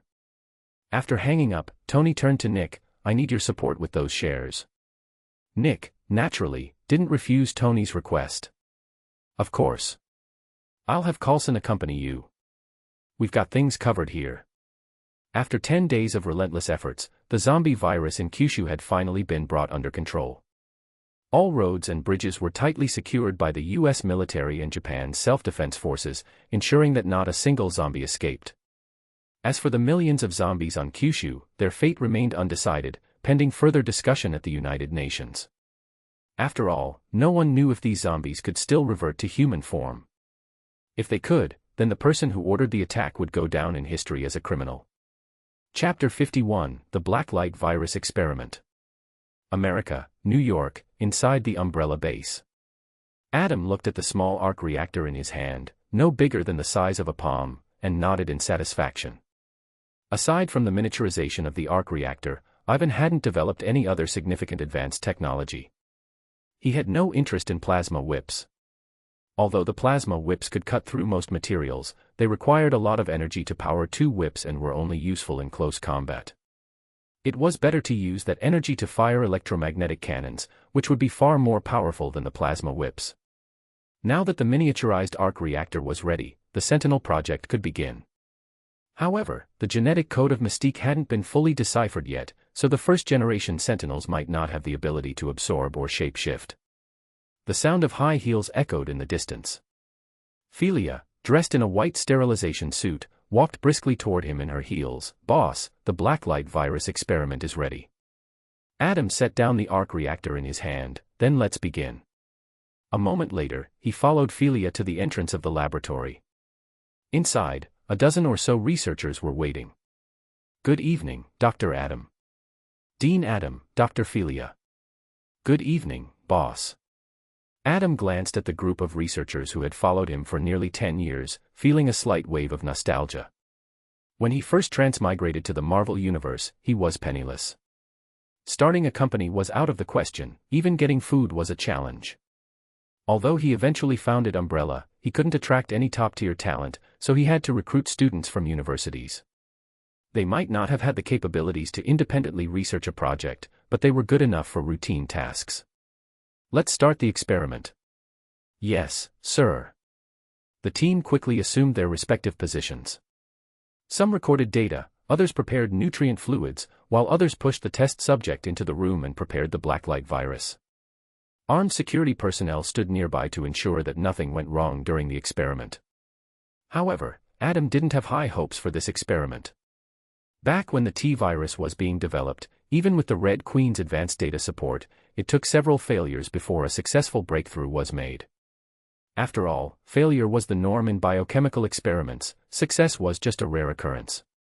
New York time, 9:34 p.m., the experiment begins.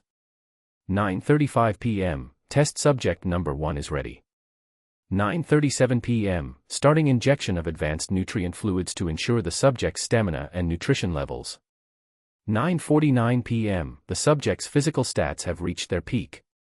9:50 p.m., injecting the Blacklight Virus. 10:02 p.m., the subject has opened their eyes. It seems the Blacklight Virus has overpowered the sedative. 10:05 p.m., the subject's temperature is rapidly rising, indicating the antibodies are reacting. 10:14 p.m., the subject's body temperature has reached 63.8 degrees Celsius. This far exceeds the limits of human tolerance.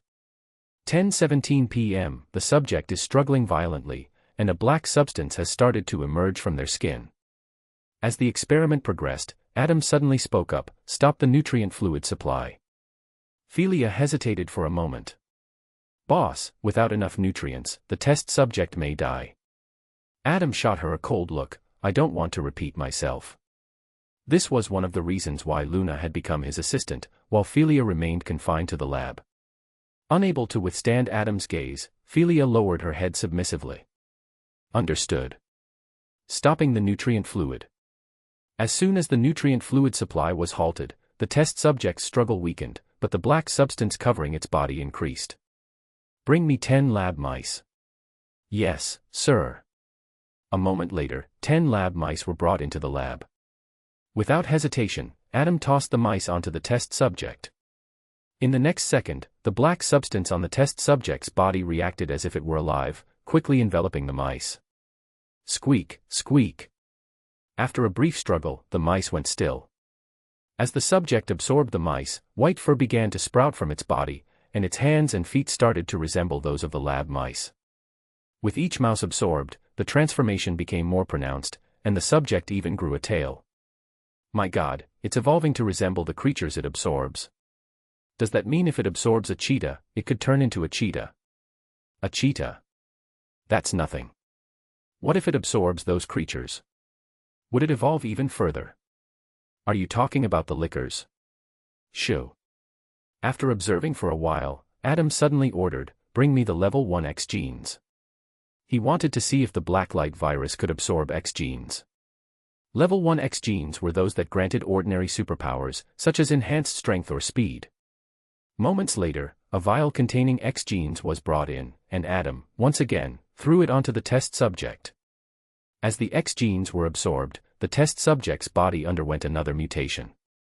The black substance was reabsorbed into its body, and its muscles began to swell rapidly. Roar. With a loud roar, the reinforced restraints shattered instantly. Seeing this, the researchers wasted no time in fleeing the lab. Meanwhile, the security personnel stepped forward, unlocked their safeties, and aimed at the test subject. Umbrella had conducted countless biological experiments by now.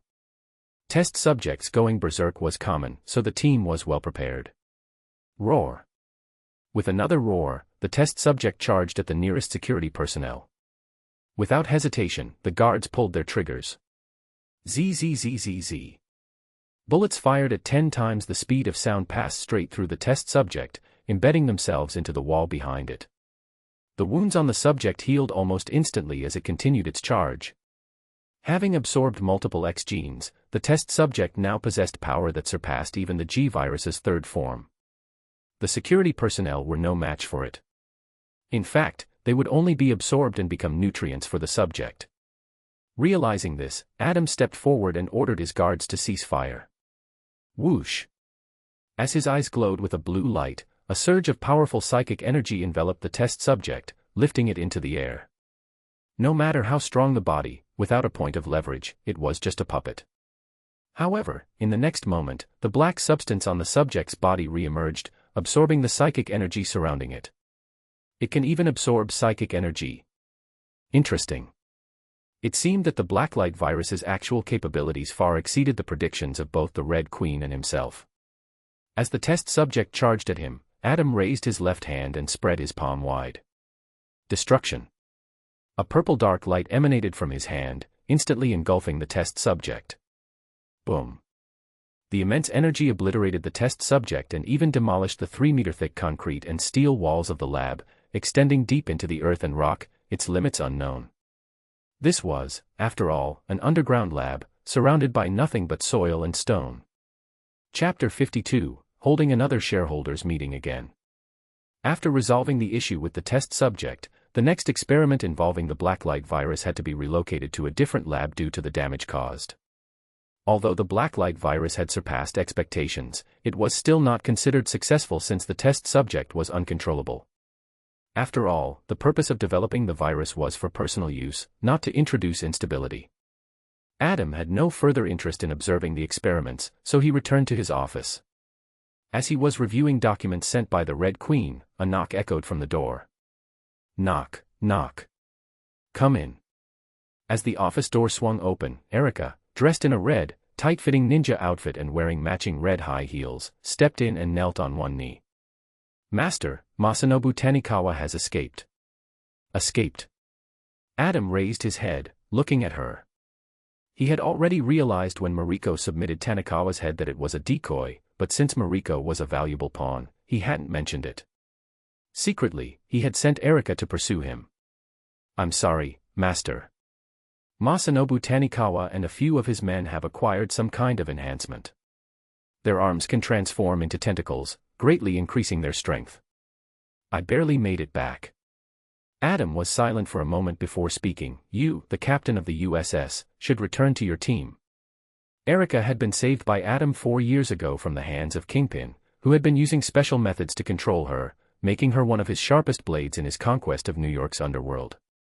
After being rescued, Erica had pledged loyalty to Adam and joined Umbrella, where she had completed numerous missions, eventually rising to the rank of USS captain. However, the USS was filled with talent, and ever since the T3 virus appeared, many members had surpassed Erica in strength. As a result, she opted to work independently, allowing the USS to flourish on its own. If the USS had supported her in this mission, it would have been impossible for her to fail. Boss, the members of USS aren't exactly obedient, so forget about it. Let those 3 fight among themselves. I won't force you, but Masanobu Tanikawa must die. You have 1 month. I understand. I'll have Zeta Squad assist me. Zeta Squad, as the support squad, had a captain who was more inclined to follow Erica's commands than the other teams. Fine. Adam could have enforced authority over the other 3 teams, but there was no need. After all, if Erica couldn't handle even this task, Then she wasn't fit to be the USS captain. Once Erica left, Adam turned back to his computer screen. Breaking news, the 10 Rings have seized control of the Gamera region, plunging the Middle East into an unprecedented era of terrorism. Master, came the voice of the Red Queen, her projection materializing as a little girl before him. The military has placed a new order for 10 units of the C virus. Arrange for the shipment as soon as possible. It seemed that the recent zombie virus outbreak in Japan had drawn significant international attention, allowing groups like the 10 Rings to act freely and take control of Gamera. The situation in the Middle East was bound to shift dramatically in the near future. Yes, Master.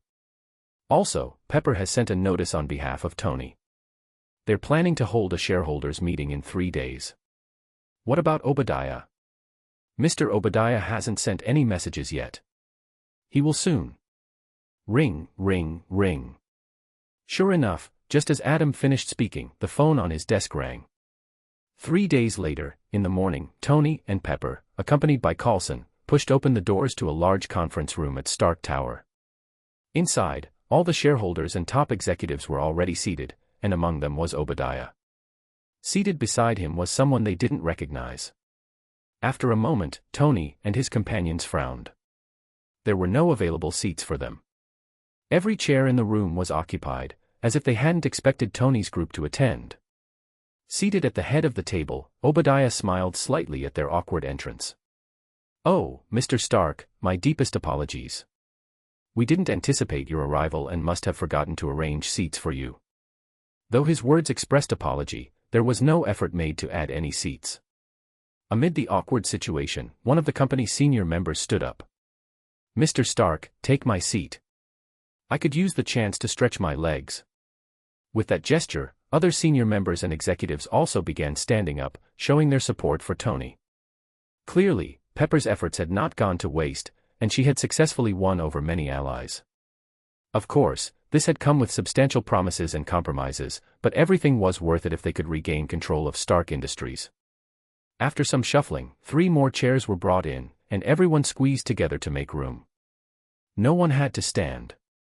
However, Pepper noticed that despite Obadiah's initial provocation, he hadn't taken any further action, which left her puzzled. But she wasn't going to go easy on him because of it. As soon as the shareholders' meeting began, Pepper stood up and spoke. "The first proposal of this meeting is to reinstate Tony Stark to the board of directors." She and Tony immediately raised their hands, followed by Coulson and many senior members and executives. Seeing this, Pepper shot Obadiah a triumphant look, as if to say, "You've lost." But Obadiah remained calm. "I believe, before we proceed with the vote, I should introduce the friend sitting beside me and then recount everyone's current shareholdings. After all, with the recent financing round, Stark Industries now has 1.5 billion shares." Pepper felt a sudden wave of unease, but she reminded herself that Obadiah didn't have enough money to buy that many shares. According to the original share distribution, her side held at least 50% of the shares. Even with a 1/3 dilution, they still had around 35%, and Obadiah's side would have similarly been diluted, meaning they still held the advantage. "Fine." Hearing her agreement, Obadiah smiled. "Allow me to introduce the man beside me. His name is Ivan Vanko, and he's here to represent Umbrella Corporation at this shareholders' meeting. He also happens to be the son of one of Stark Industries' original founders, Anton Vanko." At the mention of Anton Vanko's name, the room buzzed with chatter. "He's his son. Anton's son dares to come back. Who would have thought Umbrella found him? Humph, the son of a thief dares to attend this meeting." At the words, "the son of a thief," the amusement on Ivan's face turned to a dark scowl. "My father was no thief. Howard Stark was the thief." Chapter 53, The Situation Reverses. Tony, who was initially prepared to watch Pepper tear Obadiah apart, suddenly stood up when he heard someone accusing his father of being a thief. He glared at Ivan, his anger boiling. "What did you say? I dare you to repeat that." Although Tony resented his father for always being too busy with work and rarely spending time with him, denying him the affection he craved as a child, it didn't mean he'd allow anyone to insult his father. In Tony's heart, Howard might not have been the best father, but he was undoubtedly a hero, a brilliant scientist, and a successful capitalist. Howard had single-handedly built Stark Industries and invented numerous technologies that benefited humanity. To Tony, his father was a great man, worthy of admiration, not someone to be called a thief. Howard Stark was Tony's one untouchable nerve. Ivan, seeing Tony's fury, wasn't about to back down.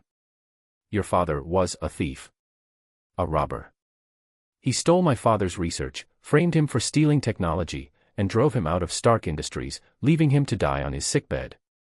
You're lying. Your father was the thief. And you're just the thief's son. You're the thief. The two were about to jump over the table and start fighting, but the people around them quickly intervened, pulling them apart. Calm down. Calm down. Mr. Stark, don't be rash. Mr. Vanko, this is a shareholders' meeting. Everyone, get back to your seats. After some struggle, the two finally calmed down and returned to their respective seats, but their mutual glares made it clear that the situation was still volatile. At this moment, Obadiah stood up, speaking calmly, "All right, we're not children. Let's move on to tallying the shares everyone holds." After a quick calculation, the results were close to what Pepper had anticipated. On her side, including the support of veteran members and senior executives, they controlled 33% of the shares. Obadiah, Umbrella Corporation, and their allies controlled 24%. With a 9% share gap, Pepper's side held a clear advantage. A smile crept back onto Pepper's face. But moments later, Obadiah stood confidently, smiling as he introduced someone new. "Now, I'd like to introduce a new shareholder, Mr. Sherlock from Sherlock Fund." Clap, clap, clap. Obadiah led the applause, and those on his side immediately followed suit, clapping enthusiastically. On Pepper's side, however, everyone frowned. Sherlock Fund. Isn't that the fund company on the verge of bankruptcy? Yeah, last month they were about to be seized by the bank due to failed investments. I heard they received a huge investment recently and bought quite a bit of Stark Industries stock. Right, they made a fortune with our company's rising stock prices. Obadiah nodded. It seems everyone knows Sherlock Fund, so I don't need to introduce them further. Based on the current figures, Mr. Sherlock holds 10% of Stark Industries shares. At this announcement, everyone present gasped. With Stark Industries stock price currently around 180 per share, after issuing 500 million shares, the company was valued at around 270 billion. Stark Industries was among the top-tier companies in the country. And Sherlock, holding 10% of the shares, was worth around 27 billion, making him the second-largest shareholder in Stark Industries. Currently, Tony still held the largest share with 26%. How could he possibly have that much money? Yeah, how could a fund company that was nearly bankrupt last month suddenly have so much capital? Is this even real? How come we never heard about it? In response to these doubts, Sherlock smiled and took out several documents from his briefcase, placing them on the table. Our Sherlock Fund had been listed for a while. Perhaps with everything else going on recently, many of you just didn't notice. Indeed, with recent events like the mass grave in the Middle East, the mutant attacks on the United Nations Summit, the zombie virus in Japan, and the 10 Rings takeover of the Gamera region, media headlines were constantly flooded with sensational news. Sherlock's acquisition of shares barely made the news and went largely unnoticed. As Pepper reviewed the share registration information and other listings, her face darkened, and her hands began to tremble.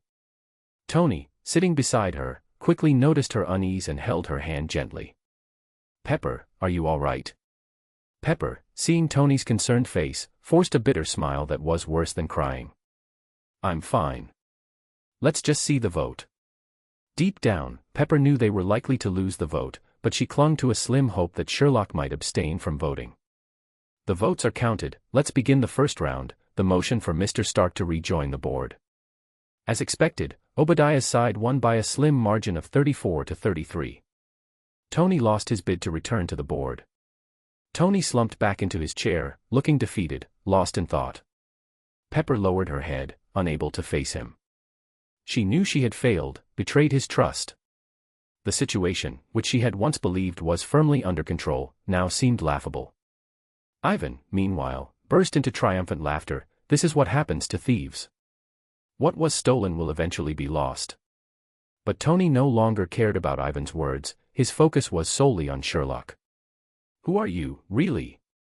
Why are you helping Obadiah? Sherlock, keeping his head down, avoided Tony's gaze and didn't say a word.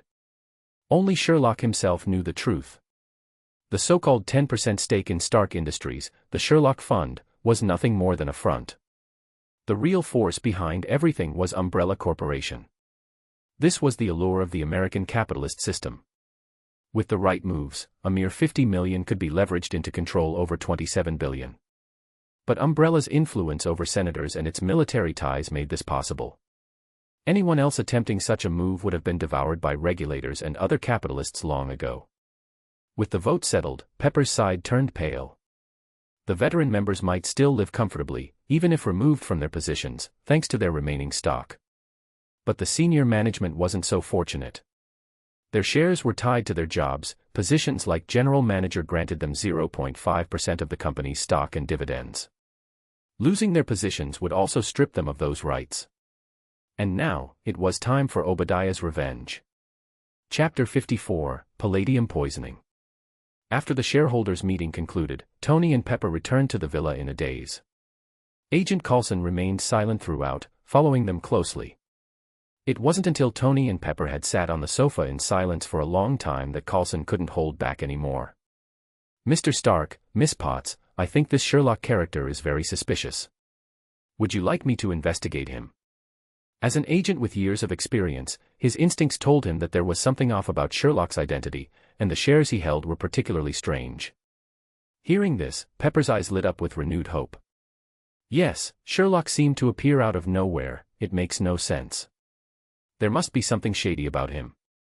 Tony remained silent, his head still bowed.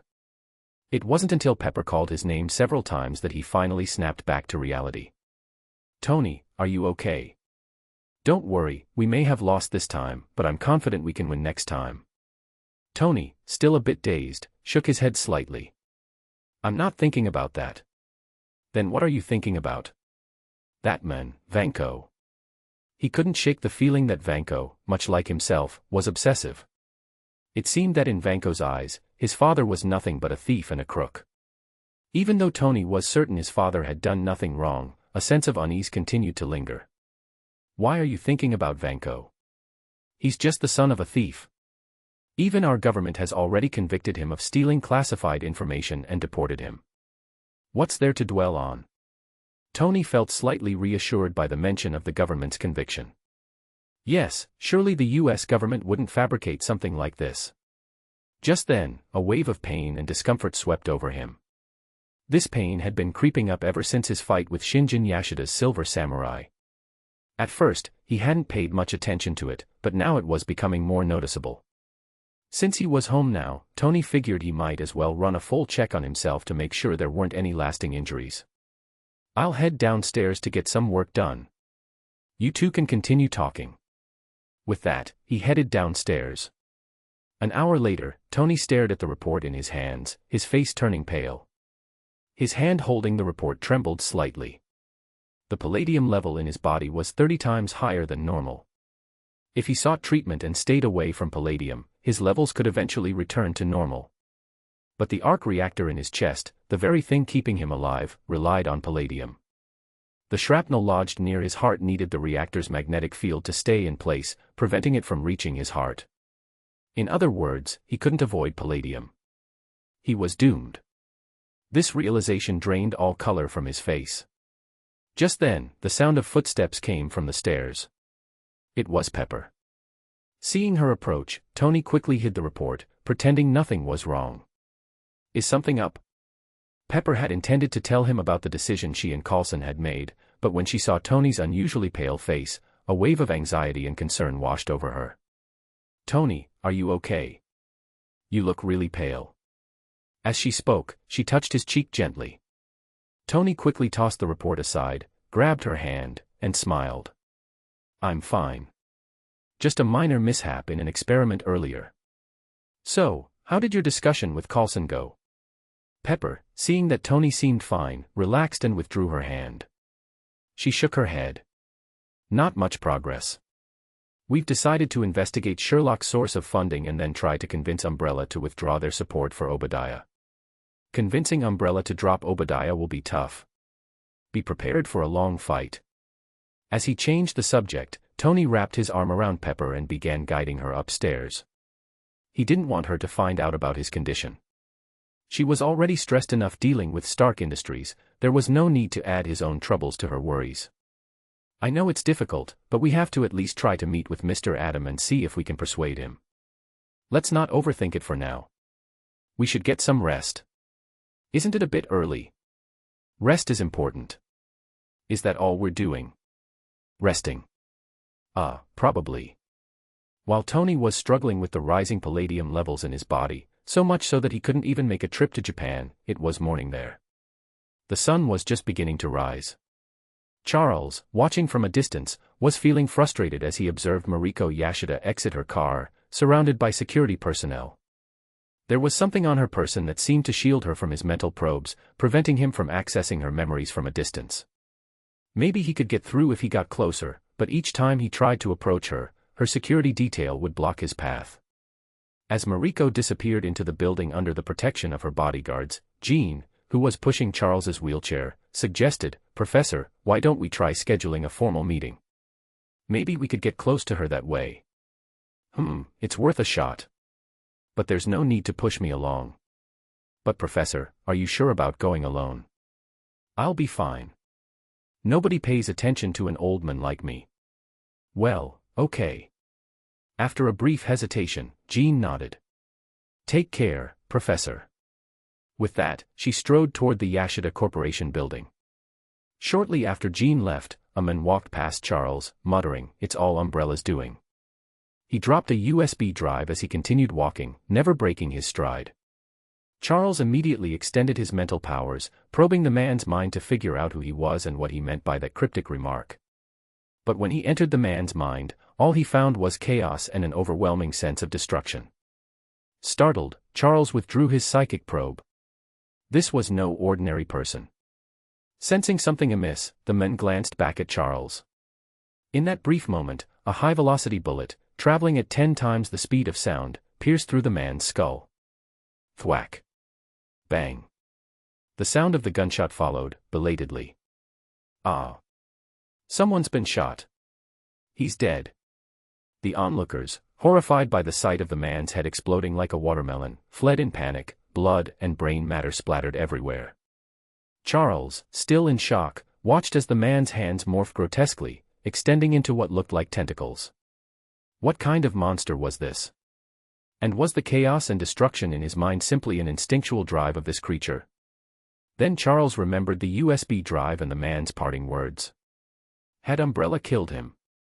Meanwhile, on a distant rooftop more than 700 meters away, a woman dressed in a red ninja suit, her figure curvaceous and athletic, lowered her electromagnetic sniper rifle. Masanobu Tanikawa, how long will you keep hiding? Once I kill all your subordinates, do you think you'll still be able to stay out of sight? Chapter 55, The Director's Intuition. A moment later, Jean emerged from the Yashida Corporation building and immediately noticed something unusual on the street. Professor? Professor. Over here. Charles, already hiding to the side with his wheelchair, waved at Jean. Jean quickly ran over in a panic. Professor, what happened? There's no time to explain. We need to leave immediately and get back to the helicarrier. The assassin could show up at any moment, and he dared not stay there a second longer. All right, I'll call S.H.I.E.L.D. to send someone to pick us up right away. Good. Let's hide for now. Holding the USB drive tightly in his hand, Charles felt as though it wasn't just a simple drive, but a dangerous hot potato. His mind was filled with questions. Who was that tentacled monster? Why was the mental world filled with chaos and destruction? Who killed him? Was it Umbrella? What role did Umbrella play in all this? And what exactly was on the USB drive? Aboard the helicarrier hovering above Tokyo, Nick Fury stood in the command center, his face dark as he watched the busy personnel moving around. The situation on Kyushu had largely been brought under control, with all the towns reclaimed. But what could be done about the millions of zombies? This was now the United Nations' biggest headache, and also his. In addition to the zombie problem, the origin of the virus remained unknown, and the Security Council was highly dissatisfied with S.H.I.E.L.D.'s progress. What troubled Nick even more was that he felt an unseen force within S.H.I.E.L.D., one that was outside of his control. However, he had yet to pinpoint the source of this threat. Click, click, click. The sound of high heels echoed as someone approached. Nick turned to see a tall blonde beauty. "Sharon, have you found the leader of the Hand?" Sharon, full name Sharon Carter, was the niece of Peggy Carter and currently just an ordinary agent at S.H.I.E.L.D. A month ago, she had accompanied Nick and Natasha to Tony's mansion. Director Fury, we discovered that one of the founders of the Hand, Murakami, is not in Japan. Oh. Where is he? America. Nick squinted upon hearing this. What's he doing in America? No solid information yet, but it seems he's searching for something called Dragon Bones, trying to summon something called Black Sky, and has a grudge with some street-level superheroes. Sharon's tone was indifferent when she mentioned the street-level heroes, as though they were just ordinary people.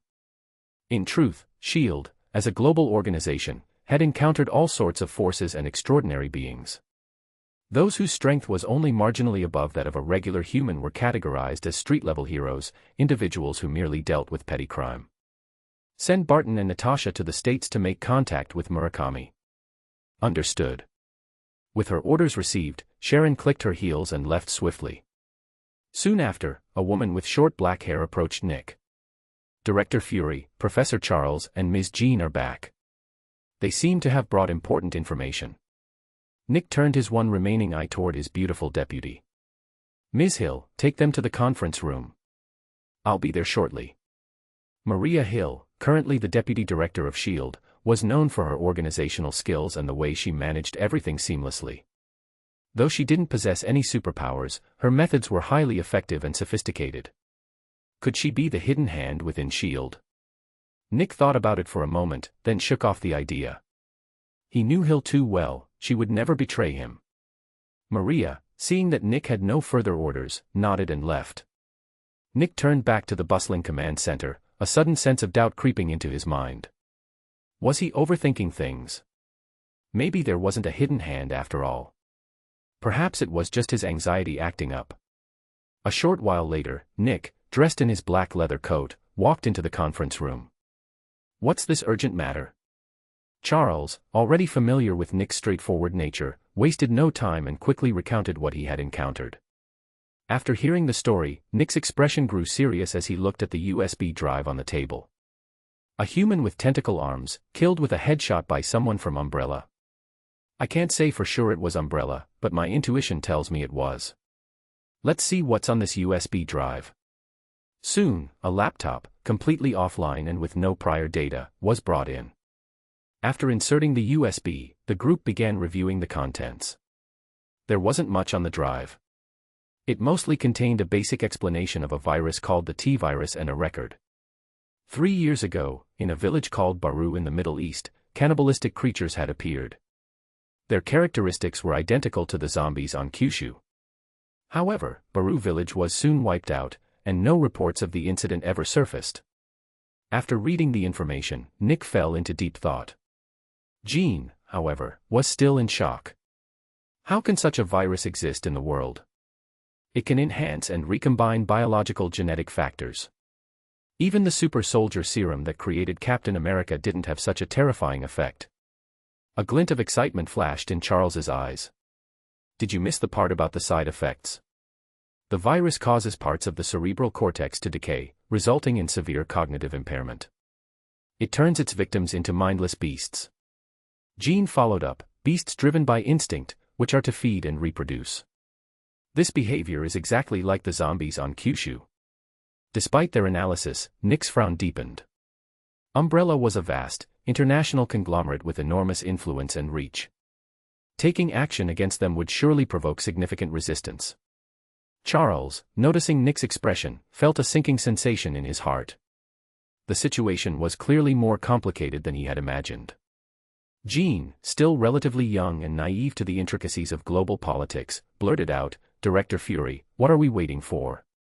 We should order an investigation into Umbrella and find a cure for the zombie virus."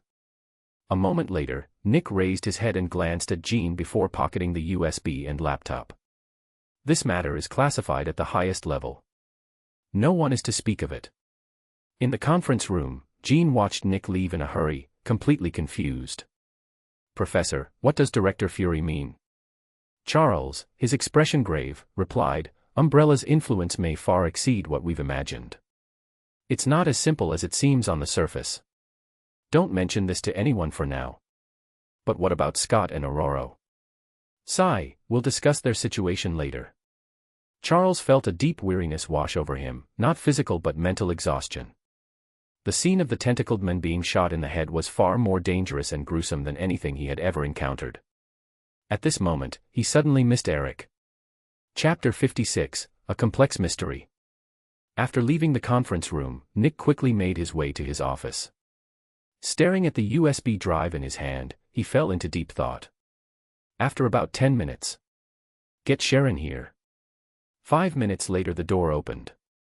Sharon walked in briskly, her high heels clicking against the floor. "Director, I have a very important and dangerous mission for you. Infiltrate Umbrella and retrieve the research reports on the T-virus." Without a moment's hesitation, Sharon nodded. "Okay."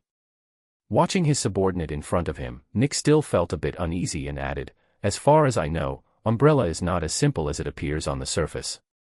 Be careful." "Director, if there's nothing else, I'll set off now." "Go ahead, stay safe." Hearing Nick's unusually repeated warnings made Sharon feel an invisible pressure before even setting out. It seemed this mission was far from ordinary. After Sharon left, Nick thought for a moment and called Maria in. "Maria, take this USB drive to the Security Council and report the situation. Tell them there's evidence to suspect that Umbrella is responsible for the zombie crisis on Kyushu Island." Looking at the USB drive, Maria asked in confusion, "Where did this come from?" "You don't need to worry about that. Just do your job." "Yes, Director." After Maria left, Nick summoned Sam. Soon, a young black man entered the office. Sam, full name Sam Wilson, also known as Falcon, possessed the ability to communicate with birds and had a pair of high-tech metal wings. "Director, you wanted to see me?" "Yes, I have a task for you. 3 years ago, a village named Baru in the Middle East was wiped out. Some say there was a virus outbreak there similar to the zombie virus. You should take a team to investigate and report back." "Yes, Director." With the mission in hand, Sam left the office. Nick, still in the office, began thinking if there was anything he'd overlooked. The breakthrough on the Yashida Corporation side would take some more time, and the zombies on Kyushu Island were under control. The hand shouldn't pose much of a problem. They were just an assassin organization, unrelated to the zombie virus, likely caught in the crossfire. The only remaining challenge was to find the antidote. As long as they could confirm Umbrella was behind the creation of the zombie virus and secure the antidote, the issue would be resolved. While he was lost in thought, a subordinate suddenly entered. "Director, just now, Mariko Yashida announced her candidacy for the next prime minister position. She also pledged $1 billion to co-found a zombie virus antidote research company with Umbrella Corporation." "What?" Nick stood up, his expression grim. Time was running out. If they really developed the zombie virus antidote, even if he later found evidence, it could be easily dismissed by their success in creating a cure. At Yashida Corporation's press conference, Mariko Yashida walked off the stage with a satisfied smile, waving to the reporters as she left. A few minutes later, back in her office, she saw a beautiful woman in a red ninja outfit and waved off her subordinates. "Erica, you're here. What orders does the master have?" "Go to the secret chamber." "Okay." A short while later, the two entered the secret chamber. Erica opened a briefcase. Inside were 2 vials, one blue, one green. "This is the T3 virus, and this is the T-virus antidote." Mariko's eyes lit up immediately as she saw the vials, and her breathing quickened. With these 2 items, she would gain immense power, eternal life, and control. But in the next second, Erica abruptly snapped the briefcase shut with a click. "The master discovered that the head you submitted last time was fake. Masanobu Tanikawa is still alive." "What?" "Impossible. I personally decapitated him." "Fake is fake. Do you think the master would lie to you?" Upon hearing this, Mariko immediately knelt on the floor. "I wouldn't dare." Your top priority now is to send people to find Masanobu Tanikawa at all costs. Yes. After casting a reluctant glance at the briefcase, Mariko's reason eventually prevailed. The woman before her was no ordinary person. Nightfall came quickly. High in the skies over Tokyo, aboard a SHIELD helicarrier, Nick sat behind his office desk, his face dark and brooding, while Maria stood before him, reporting. Director Nick, the Security Council rejected our request. The Russian representative in particular demanded concrete evidence, not vague assumptions. Otherwise, they're considering questioning SHIELD's professionalism and potentially replacing leadership. Nick nodded, clasping his hands under his chin. His remaining right eye emitted a chilling coldness. As expected. Umbrella's global network had grown too vast, even the Security Council was reluctant to act. After all, the tentacles of interest reached everywhere. Who knew how many were tied to Umbrella's interests? But as an organization committed to protecting humanity from extraordinary threats, SHIELD couldn't just stand by and do nothing. Maria, if we were to return to the US immediately, recall all personnel, and launch a full-scale assault on Umbrella, what are the chances of success? Maria set the USB drive down and shook her head. Director, I strongly advise against such a move. I can't even guarantee how many within SHIELD would fully follow your orders. While the Security Council granted SHIELD the greatest authority, they naturally had their own people in place to ensure the organization didn't go rogue. I see. Seeing that Nick had nothing more to say, Maria left the office. Nick glanced at the USB drive, opened it, and inserted it into his laptop. Seeing that none of the data had been tampered with, he sighed in relief. Looks like she really is trustworthy. Nick's greatest trait, and the reason he had survived this long, was his heavy suspicion, always doubting everyone around him. Had he overthought this time? Knock, knock. At the sound of a knock, a subordinate entered. Director, the autopsy report on the tentacle man from this morning is in. He had 100% human DNA, including the arm. No abnormal genes were found. After dismissing the subordinate, Nick felt increasingly bewildered. That tentacle arm wasn't something a human should possess, yet the DNA was entirely human. The implications of this defied logic. Umbrella, just how many secrets are you hiding? Chapter 57, The Traitor is Captured. Boom. The weather in September was as unpredictable as a child's moods. Just moments ago, the sky was clear with a bright moon, and now it was covered in dark clouds with flashes of lightning. The sound of rain began to pour down heavily. In an abandoned house on the outskirts of Tokyo, a figure stood by the window, looking out at the stormy night. Inside, his thoughts were as turbulent as the weather outside.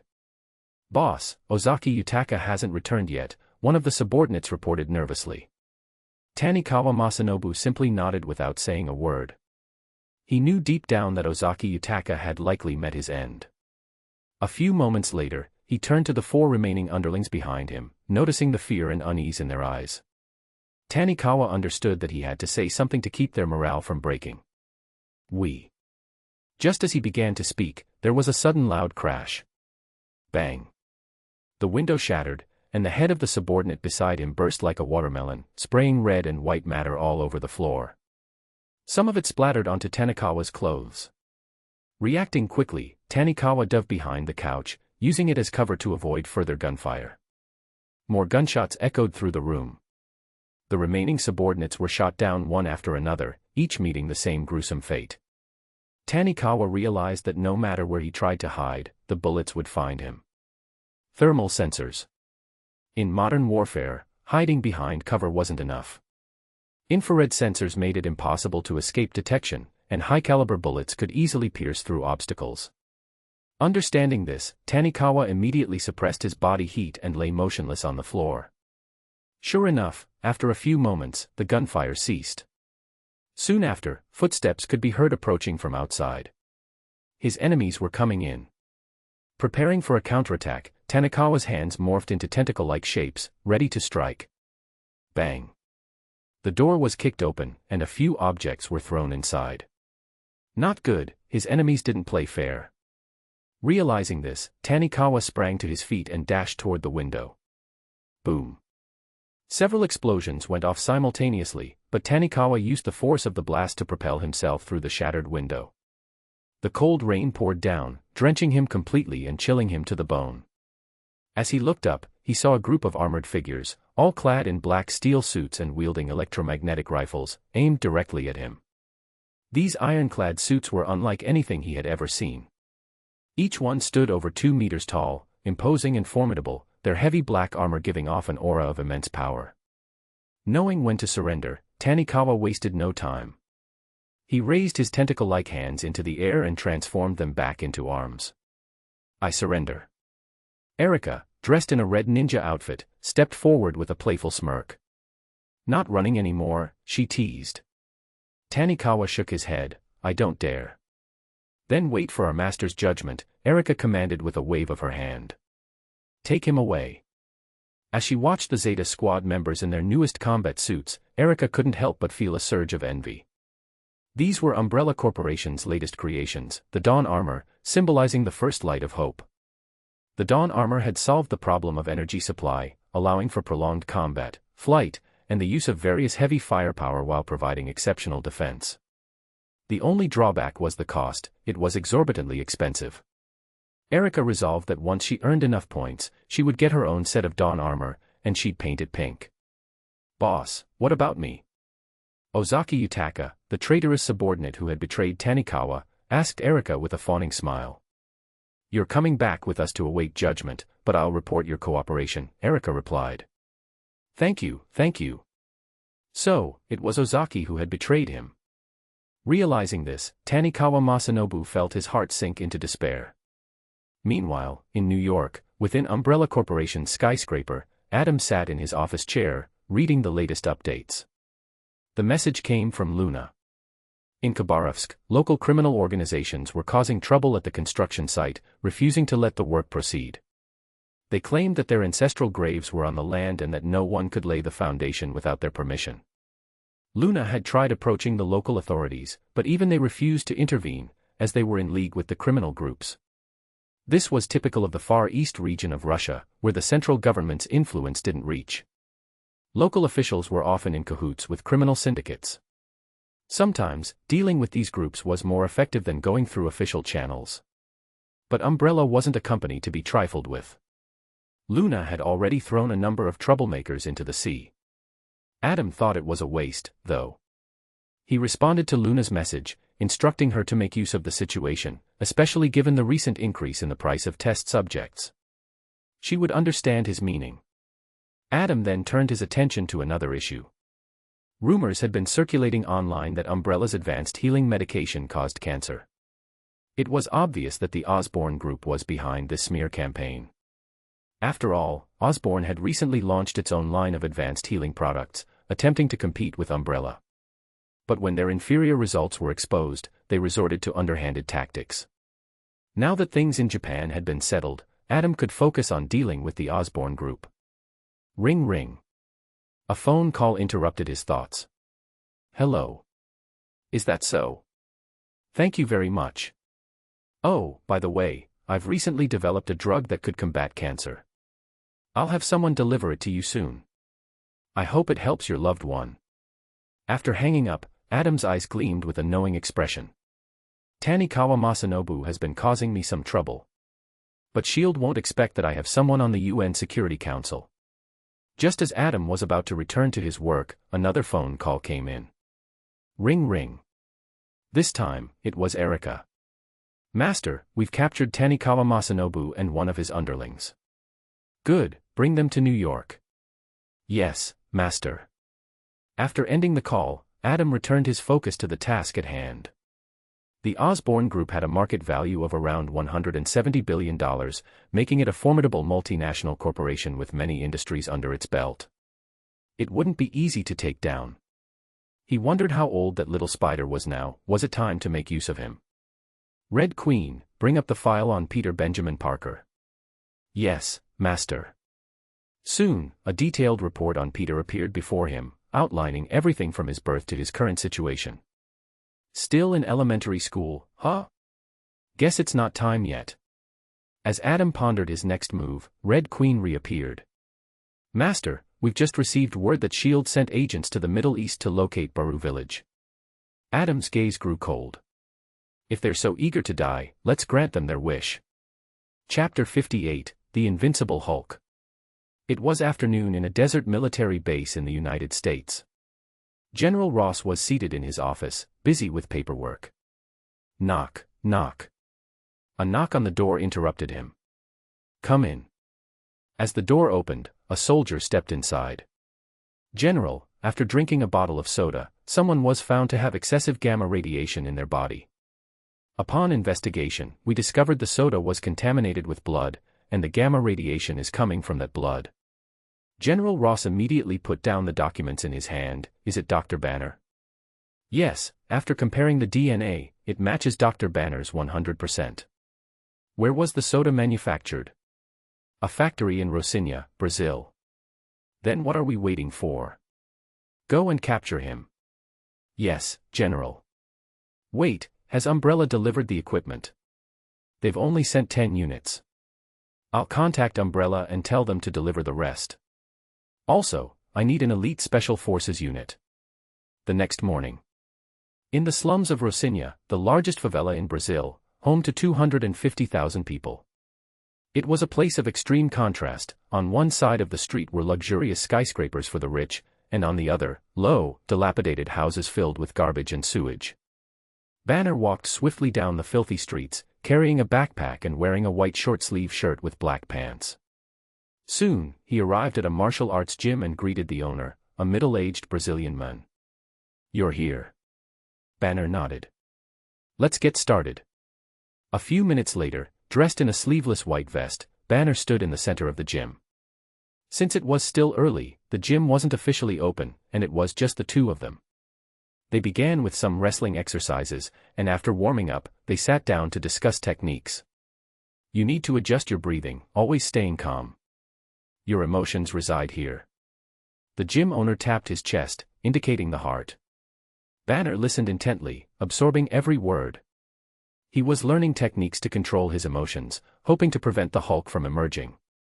Then, breathe like this. The owner patted his stomach and began to demonstrate abdominal breathing, expanding and contracting his belly as he exhaled. Huff, huff, huff. Banner mimicked him, practicing the abdominal breathing technique. The key to controlling your anger is to control your body, your pulse. Breathe, breathe. Smack. Suddenly, the gym owner slapped Banner across the face. Banner exhaled through his belly, working to control his anger.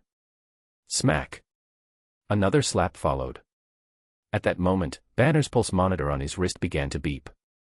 He glanced at it, seeing his pulse had already hit over 160. He immediately signaled for the owner to stop the session, afraid he might lose control and transform into the Hulk, possibly crushing the owner with a single blow. Half an hour later, Banner returned to his job at the soda factory. Throughout the day, he was provoked several times but managed to control his emotions well, which gave him hope for the future. As long as he could keep his emotions in check, he could return to Elizabeth and resume a normal life. Banner worked as a mechanical equipment maintenance worker at the factory, and he also took on temporary delivery jobs when needed. After a long, exhausting day of work, he returned home and lay down to rest. Half an hour later. Ding, ding. His laptop chimed, indicating a new message. It was from Mr. Blue. There must be some results.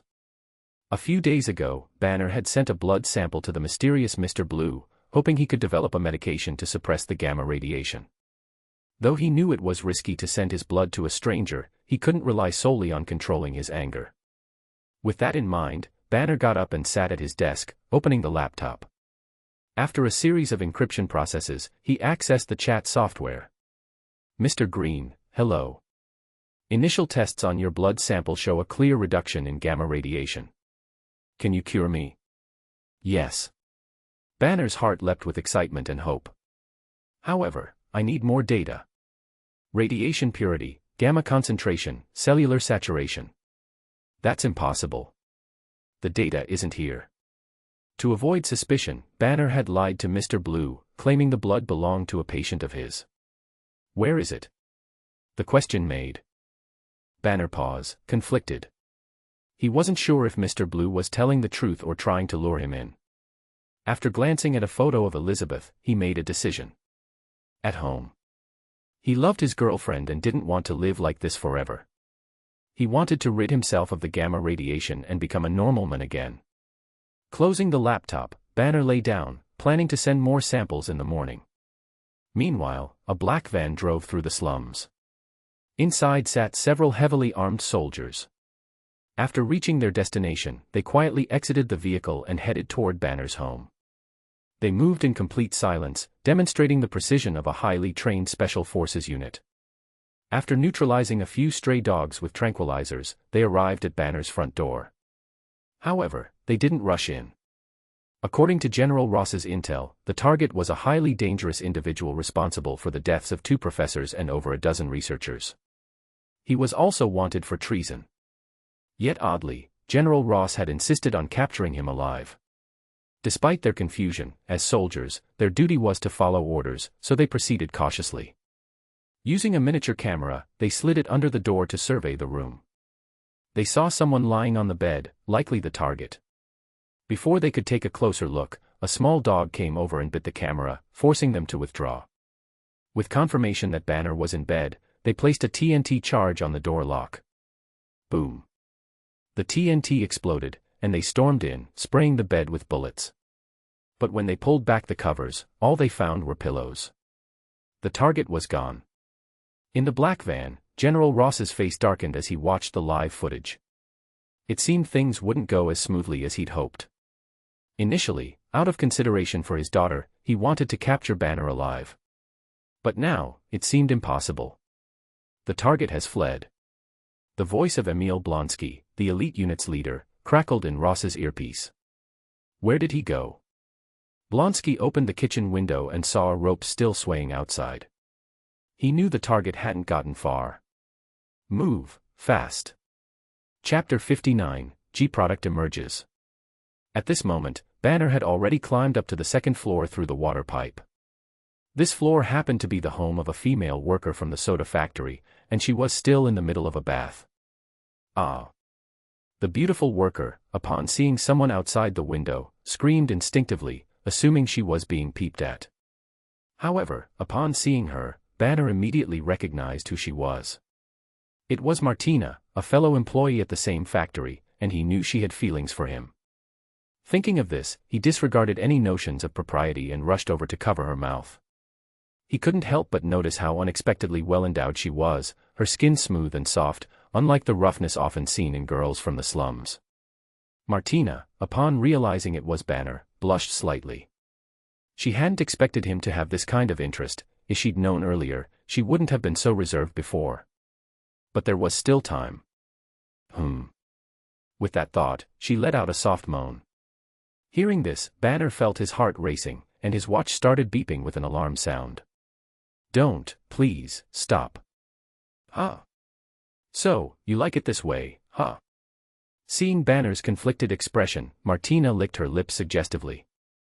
Just as she was about to make a move, Banner grabbed her hand, and the alarm on his watch became more urgent. Someone's trying to kill me. Hearing this, Martina's desires instantly dissipated, and she quickly put on her bathrobe. Follow me. A moment later, they both stood behind the door, opening it slightly to peek through a crack. They could see a group of armed soldiers passing by. Once the soldiers were far enough away, Banner let out a sigh of relief. Thank you. With those words, he turned and left, not looking back, leaving Martina standing there with a bitter look in her eyes. When Banner finally made it to the street, he realized that the soldiers hadn't gone far, causing him to panic once again. Quickly, he pulled his hat down, blending in with the crowd, trying to leave unnoticed.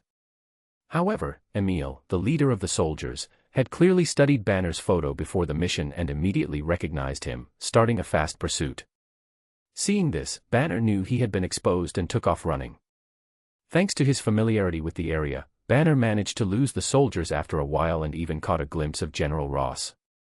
Now he understood, it was his old father-in-law who still hadn't forgotten about him. Once again, he ran. But this time, he accidentally bumped into a group of thugs from the factory. There were 4 of them in total, all well-built and clearly not to be messed with. These guys often harassed women at the factory, taking advantage of others. Banner had some grudges with them as well. The bald leader of the group, upon seeing it was Banner, immediately looked furious.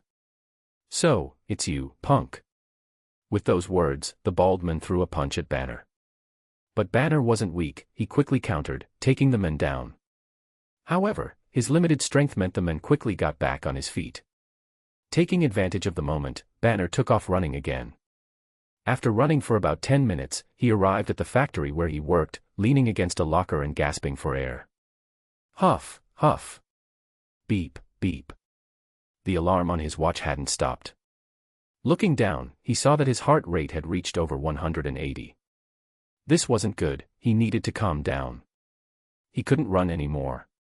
"Hey, Yank." A voice echoed from a distance, it was the bald thug again. "Come on out and play." Banner had no choice but to run again through the dimly lit factory. But the thugs were also factory workers and knew the place well. After a while, they managed to corner him. "Let's see where you run now, grab him." In no time, Banner was caught by the four of them and pinned against the wall. "Don't do this. If I get angry, it'll be really scary." Hearing this, the bald thug sneered mockingly. "You're scary? I'm scarier." At the same time, the soldiers chasing Banner had already put on their night vision goggles and were aiming at him from a distance. Banner also spotted the soldiers outside the factory window, along with the guns in their hands. He then glanced at his watch. His heart rate had already reached 190. "You don't understand, there's going to be big trouble here." The bald thug laughed loudly. "Ha, I am the big trouble." Just then, a soldier fired a tranquilizer dart, but it was accidentally blocked by one of the men, who immediately collapsed. Seeing this, the thugs released Banner. But when Banner looked down at his watch, he saw his heart rate had already hit 200. It was too late. His eyes started to turn green. The bald thug, enraged by his fallen comrade, yelled furiously, "Die you fucker." He kicked at Banner. Ah! A massive hand grabbed the bald thug's leg and flung him away. Boom! The bald thug flew over 10 meters, crashing into a machine and instantly losing consciousness. Outside the factory window, Emil saw the appearance of a gigantic green monster. Unidentified target spotted. Requesting orders.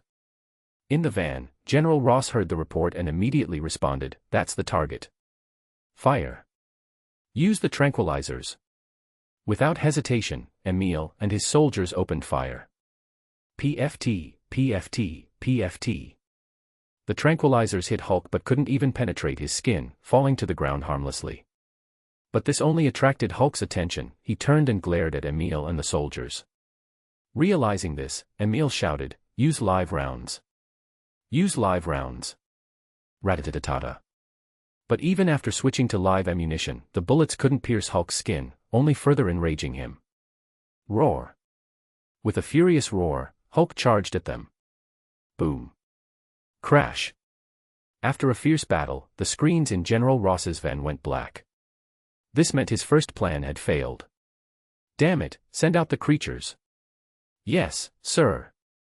Inside the factory, after taking down his enemies, Hulk angrily scanned his surroundings. He had been repressed for so many years, finally breaking free, he was eager to vent his frustration. But after looking around, he found no more enemies, so he prepared to leave. Just then, he froze, his face growing serious as he sensed something strange. It was a smell, like a mixture of sewer rats, durian, and stinky tofu. Clatter. Boom. After a moment, the sound of shattering glass and something heavy hitting the ground echoed. The already dim lights in the factory flickered out, plunging the place into total darkness.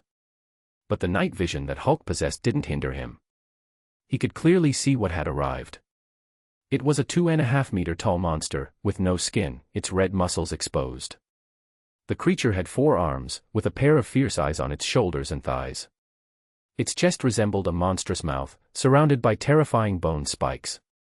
Chapter 60, Funding from Congress. Inside the Umbrella Corporation Tower in New York. Adam watched the intense battle unfold through a camera embedded in the G product. Don't ask how he had access to it. What kind of company sells something without leaving a backdoor? The Hulk's genes, interesting, he muttered, his lips curling into a slight smile, the first sign of genuine interest. Meanwhile, in the slums of Rosinia, inside a factory warehouse. Roar. With a furious roar, the G-products charged at the Hulk. Hulk. The Hulk wasn't about to back down. With a thunderous roar, he swung his massive green fist forward. A powerful gust of wind accompanied his strike, making a whistling sound as it cut through the air. With a loud bang, his green fist smashed through the chest of the leading G-product. However, the G-product didn't lose its ability to fight. Instead, its chest's bone spikes clamped down tightly on the Hulk's arm. It opened its massive jaws and bit down hard. Hulk. The Hulk howled in pain, swinging his other fist and smashing it down onto the G-product's head. With a splat, the head exploded like a watermelon. But the G-product had two heads. Even though one had been destroyed, the other remained intact. Moreover, the destroyed head began to regenerate, the flesh wriggling and rebuilding itself. Before the Hulk could strike again, more G-products surrounded him, overwhelming him with sheer numbers. Outside the warehouse, General Ross watched with growing excitement as the G-products engulfed the Hulk. Umbrella's G-products are impressive. We should order more next time. Just as he finished speaking, a shift occurred inside the warehouse. Hulk. With a furious roar, the Hulk flung the G-products off him, revealing his towering, nearly 3-meter-tall green body. But the Hulk was not unscathed. His body was covered in claw marks and bite wounds, with green blood oozing out.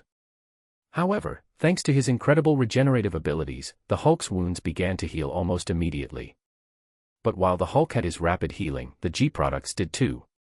On top of that, more G-products kept dropping down from above, quickly surrounding him once more. Boom. Crash. Hulk. Roar. The sounds of battle, roaring, and exploding machinery filled the night air like a chaotic symphony. Outside, police sirens began wailing as reinforcements arrived. Someone had called the police, prompting the Rosinia force to respond. When the police arrived, General Ross immediately stepped out of his van and approached the officers. After flashing his credentials, the Rosinia police cooperated, standing guard outside the warehouse and refraining from getting involved. After all, when an American general gives orders, nobody in Brazil dares to say no. Inside the warehouse, the Hulk, growing angrier by the second, felt his strength increasing. Soon, he was smashing through G-products with sheer brute force, shattering one with a single punch. With a splat, the G-product was utterly pulverized, bones, muscles, and limbs all reduced to fragments, leaving it completely dead. Hulk. With another roar, the Hulk slaughtered several more G-products that had attacked him. But the surviving G-products showed no fear, continuing their relentless assault on the Hulk. Outside, General Ross observed the battle and grew more and more impressed with the G-products. They were strong, controllable, and fearless, the perfect bioweapons for any military commander. Still, even though the G-products were impressive, Ross's gaze remained locked on the Hulk. Only his Hulk was the strongest. He had to capture him. Half an hour later, with all 100 G-products destroyed, the Hulk began to feel the slightest bit of fatigue. With a final roar, he leaped into the air and disappeared into the night. General Ross, watching the scene unfold, was visibly disappointed. If I'd known, I would have brought in the troops. But it was only a fleeting thought. Deploying troops in a foreign country wasn't something even his powerful connections could easily manage. General, what should we do now? What else? Clean up the scene and prepare for the next operation.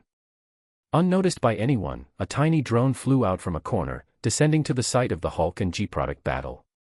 After collecting a sample of the Hulk's green blood, the drone quietly flew away. The next morning, outside the Umbrella Corporation Tower in New York, the screech of tires echoed through the air as a luxury car came to a smooth stop. The door opened, and out stepped Robert, his face glowing with success. He looked up at the red and white Umbrella logo. Thanks to the Mutant Registration Act, Robert had risen to the rank of Chief Conservative Senator. His status and power had grown significantly. And he had Umbrella to thank for everything. They had foiled the Mutant's sinister plans and captured Eric. At that moment, the sound of footsteps caught Robert's attention.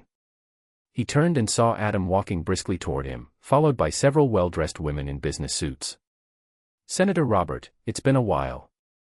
Haha, Adam. The two embraced, expressing their deep connection. Come on, let's head upstairs and talk.